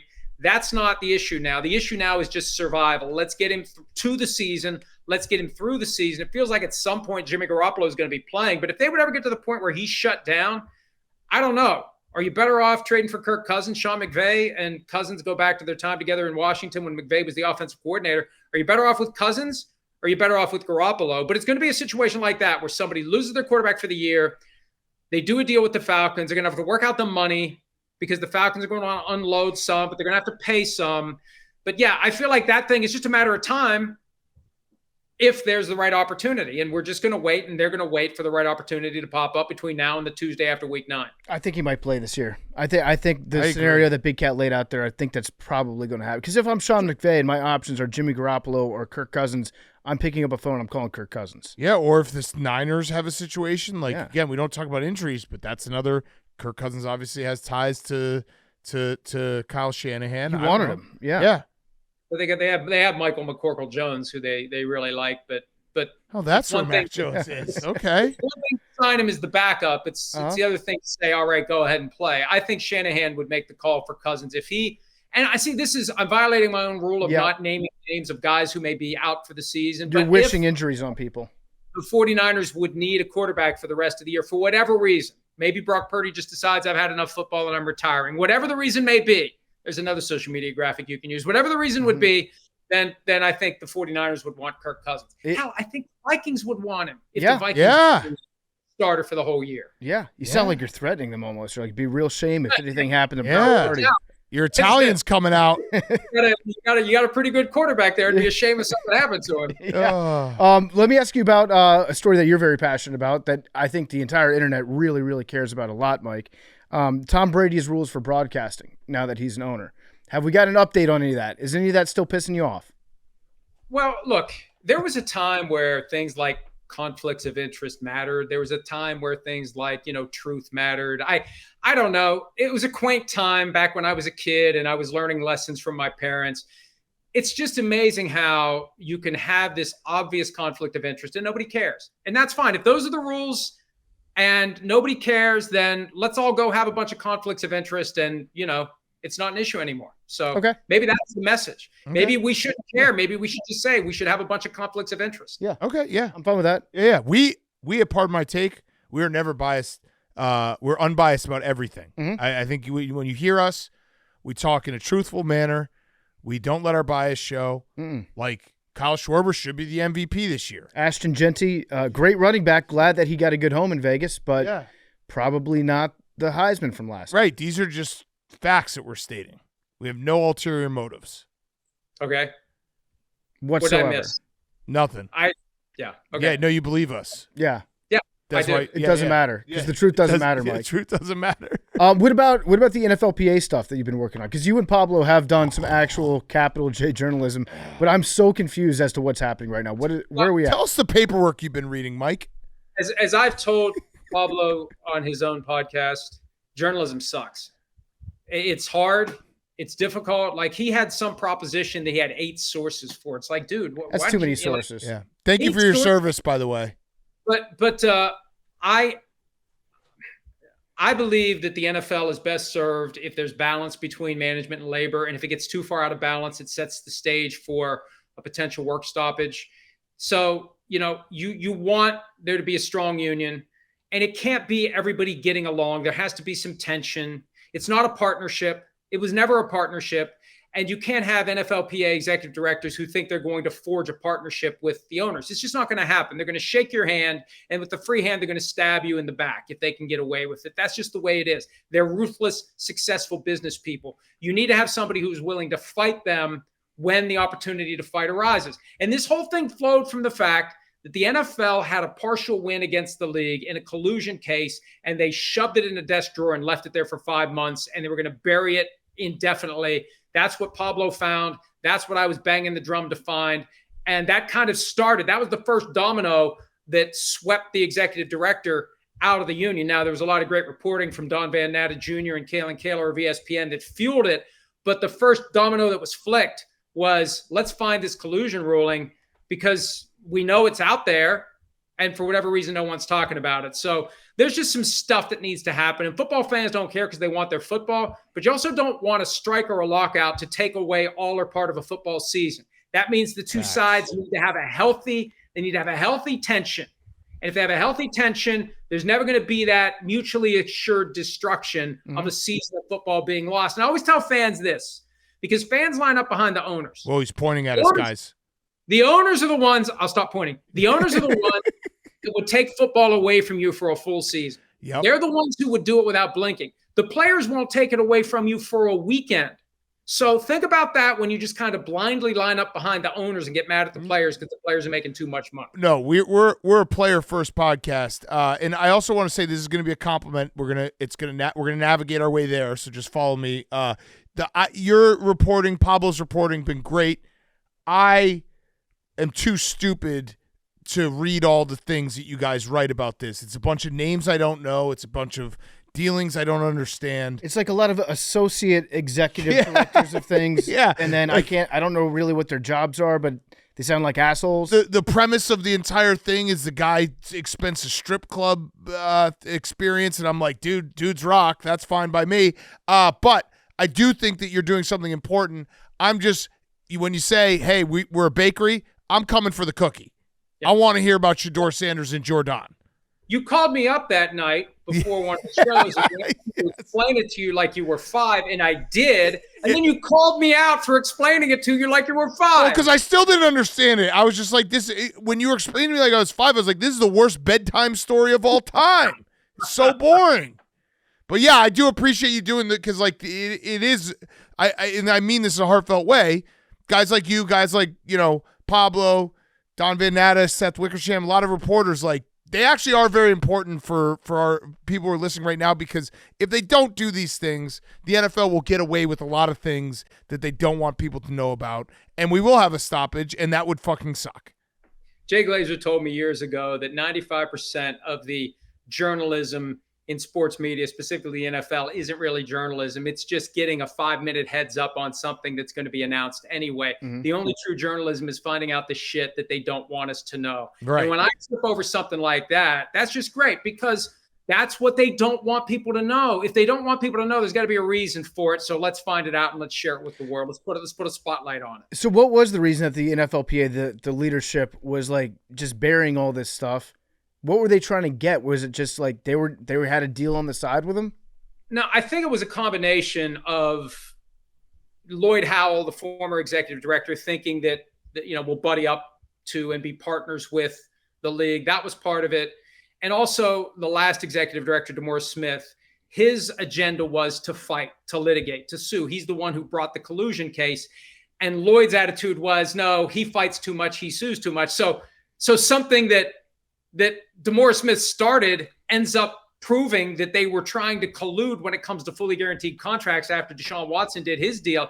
Kind of like, yeah, let's not talk about that very much, because that makes the other guy look good. It makes it look like the other guy had the right idea and we've got the wrong idea. I think that was a big part of it. That makes a lot of sense. Also, I'm now remembering some of the reading of this. Lloyd Howell is just an unbelievably boring name. Like, if you tell me, hey, here's the story about Lloyd Howell, I'm like, no, thank you, dude. Mm-hmm. I don't want to hear it. We got to change his name to something better, something more salacious. Lloyd Howell has never done anything worth reading in his entire life. What's his middle name? You agree, right, Mike? That's a boring name. If I told you, here's the main character's name is Lloyd Howell, I want to put a bullet in my head. The best fact as it relates to the Lloyd Howell experience, other than the idea that he thought that he could get away with charging strip club expenditures to official union business, he had his parking spot at the union. He had it turned into a double spot because he didn't want to get door dings on his Porsche Cayenne. That's And awesome. then he wanted the number of the parking spot changed to 32 in honor of Orenthal J. Simpson. Oh, wow. Okay, Lloyd Howell is a bad boy, but yeah, he's still got a boring name. Yeah, I wish he doesn't even have a middle name, so he's got nothing else. This guy's kind of suspicious right now, Mike. He should just adopt Orenthal. He should. Yeah. He should just become the new OJ. All right, LJ. Mike, I got one last question for you. This is always good to talk to you, do a little preview of the NFL season. We're so excited for NFL to be back. Roback question, RHOBACK.com, promo code TAKE, 20% off your first purchase, Q-zips, polos, hoodies, joggers, shorts, everything, Roback.com. They make the best stuff ever. And Jameis is also a spokesman for Roback now. So Roback.com, promo code TAKE. Give us your Championship Sunday and Super Bowl winner. I assume you've done it. You're ready for this season to start, ready to start talking real football. So I assume you have it, but give us those picks. I haven't done it yet. I wait as late as possible because you never know when somebody's going to blow out an ACL the last week before week one. I usually wait until next Tuesday. I'll say, and God, I don't want it to be Chiefs and Eagles again. I really don't. Let's say, and who knows? And if you get it right, nobody gives a shit. If you get it wrong, you get called names. It's a no-win proposition. I'll say. Can I give you a tip? Can I give you a tip before you give us your pick? What? If you get it wrong, it was just a joke. Oh, okay. So it's all just a joke. That's what we do. Yeah. And there was a time where I thought, every year in the Super Bowl, like one team makes it that we expected and another team makes it that we didn't expect. And the team that I picked to make it that no one expected was Washington. And like I like for 3 years, people were giving me shit about that. It's like, who knows? That's the point. Who the fuck knows who's going to make it? That's part of the fun. Wait, when was this? Because, that was a bad pick. It was a while ago. It was a bad pick. Well, like 2007? It might have been that long. Okay. But the NFL is very top-heavy now. You've had some teams that have cracked the code on free agency, salary cap. They have very good teams. And I really don't want it to be the Chiefs and the Eagles again. I really don't.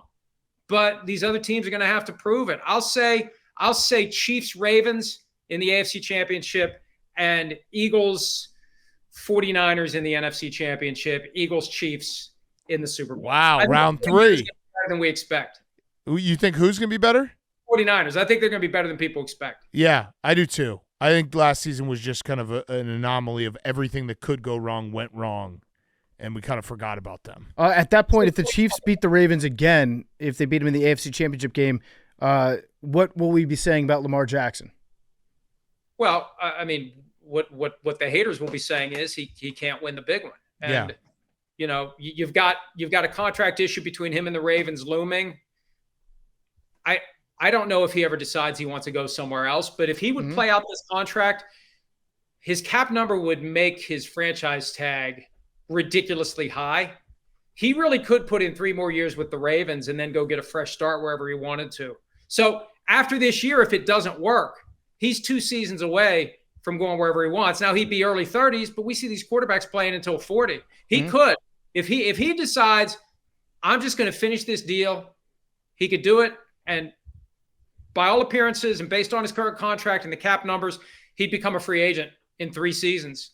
And wouldn't that be something? Yeah. If Lamar Jackson's available to any team that wants him. Yeah. Well, we already saw that movie once. Yeah. At least then it would have come with 2 first-round picks. This would be free and clear. All right, Mike, you're the best. Everyone, please go buy Mike's new book. We love Mike. He's one of our favorite guests. Go buy it on Amazon right now, The Big Shield. He is I'm going to always send you guys copies, too. Yes. Please do. You won't read them, but I'm going to send you copies so you will have something to not read. Yeah, I'll also I like have to look at. So I'm going to put on my coffee table. Yeah, I'll walk by it every day. Just be like, wow. And son, I'll send you the Quarterback of the Future script. I'll take your notes. Yeah, I mean, if you haven't read the book, it's I hope you kept in the part about the quarterback being a time traveler. Yeah, that was kind of the whole point. So he goes back in time to like the 1970s, right? It's 1960, but that part remained because that was kind of the gist of the whole story. But we have some interest, but one thing I've learned about like trying to adapt books into films or series, I don't know how anything gets made. I have no idea. There are so many hoops that you have to fucking jump through to get something made. I don't know how anything makes it. If you want notes on the script, I'm happy to provide them. You also have to write a part of our book too. Yeah. I'm happy to do it. I was offended you hadn't asked me. You asked Dan Patrick. You didn't ask me. No, we just wait. We want to ask you face to face. Yeah. So you're going to do it. Maybe multiple chapters. I'll do it. I'll write the whole thing. Okay, great. Yeah, deal. Awesome. All right, Mike, you're the best. Thank you. Thanks, guys. Thank you, Mike. Mike Florio is brought to you by Proper 12. It's PFT here making my Irish entrance with Proper number 12 Irish whiskey. How do you make an Irish entrance, you might ask? It starts with a shot of Proper number 12 Irish whiskey because real friends don't let friends Irish exit a party without a story to tell. Original Proper number 12 is a rich and smooth blend of golden grain and single malt aged 4 years in bourbon barrels. You can mix it up with some ginger ale, get a classic and refreshing Proper ginger, or if you're in the mood for something smooth but a little sweeter, try Proper Irish Apple. It's a delicious blend of Proper's award-winning Irish whiskey with crisp, fresh notes of apple. So get out there, make your Irish entrance. Anything else just wouldn't be proper. Make your Irish entrance with Proper number 12 Irish whiskey. Okay, let's wrap up. Good show, boys. Colton, how you doing? You get Colton on? Colton, how you doing? Wait, Colton, are you wearing the 4X Alvin Kamara? I am 4X Alvin Kamara. Is it Kamara or Kamara? Do we? It's Kamara? Both. Kamara, Oh, Kamara. I've been saying it wrong. What numbers is 3. Fuck you.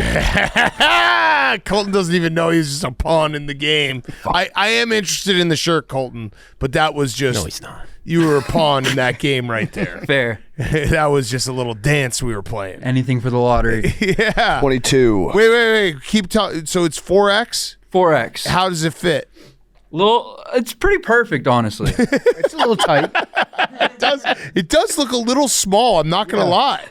I haven't washed it yet, so I'm worried to see how it does in the dryer. Oh, Yeah, no. that'll shrink up on you. Yeah, Get down yeah. to like a 2X. Yeah, And you tried on the 14X? I did. Oh my! Is it here? No, it's at my house. Okay. It's in the. It took up half the washing machine. I washed it today. It's a sheet. You washed a king size sheet. Yeah, I did. I really did. Oh. I'll bring it next time. All right. So PFT, you have 3. I have 3. Yeah. Hank, you That's have my what? number. 22.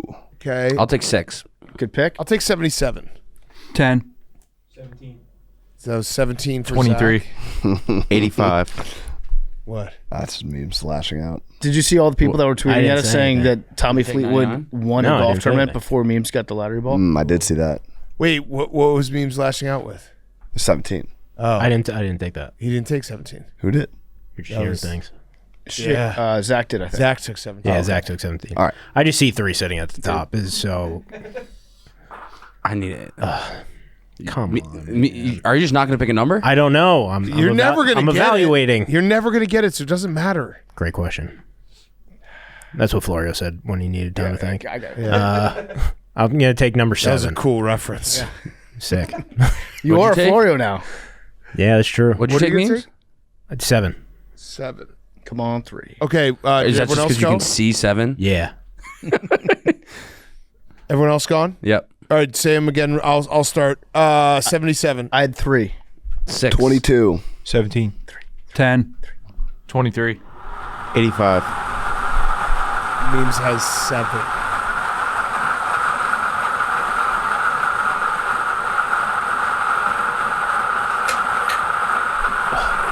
Oh, Shane, did you get it? 85. Shane. Let's go, Shane. Shane, this isn't your first time, is it? No, this is Shane's like 10th time. This is my 3rd time. Let's go, Shane. Shane. Wow. That's awesome. Damn, congrats, Shane. Shane, how do you do it? I'm running out of chargers. Shane, post game, real quick. How do you do it? He picked the 3 Chargers he knows. Chargers Hall of Fame. This is Wait, this is a post Nah, game my with bad. Shane. My bad. this is How do you do it, Shane? I just Chargers That's incredible. Hall of Famers. dude. I'm running out. That's incredible. Shane, how cool was it when LT was your running back? It was awesome. Yeah. It was He was really good on the Chargers. the best. Shane, how long have you been picking numbers? Like 2 years? Since we moved in here, so like 2 2 years. Yeah, about 2 years, and you've got it Not even. 3 times. 3rd time, yes. And Memes, how long have you been picking numbers? I don't know. You do know. I don't know. You definitely know. I don't know. I've been picking numbers the moment Hank got his number. Okay. And What a day that so was. Shane has it 3 times. One of the best days of my life. Is that your number, Memes? 3? Yeah. But you've also picked other numbers you never. Well, 3's not in there. Shane, What's up? can you just give Memes a tip? I don't want to do this because I don't want to do this. Why? Is you're Is afraid someone of we got to memes? look out for? Yeah, You'll get pretty mean to me. Memes, I would like to give you a chance for a solo lottery ball, and this will count. 3. Okay. Memes. Wait. Memes. This should be crazy. Memes. Memes. Memes. Memes. Memes. Memes. Give him a call. Memes. Oh, not even close. 28. 28. Oh wait, three was up there. Oh no. Three was in the tube. I swear to God. Give him one more. You want one more, Memes? Not really. No, give him one more. Come on, Memes. Last one. 3. Last one.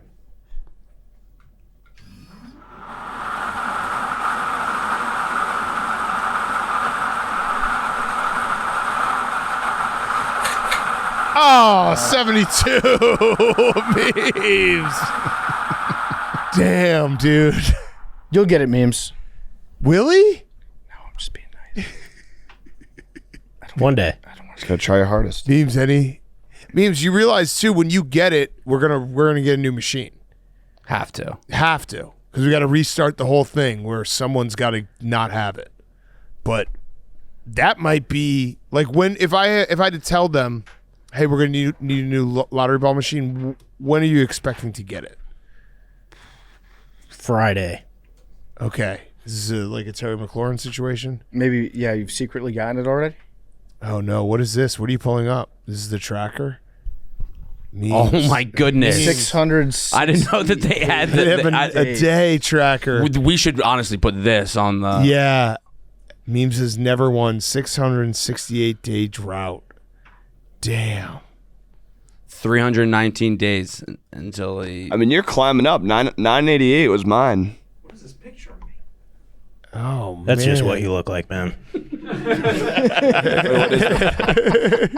That is what Shane says whenever we complain. Jack has never won it too. Jack from the back. Okay. Memes. Good luck on Wednesday. But you're not going to get it. Maybe. But- no, probably not. You want to do one more? Yeah.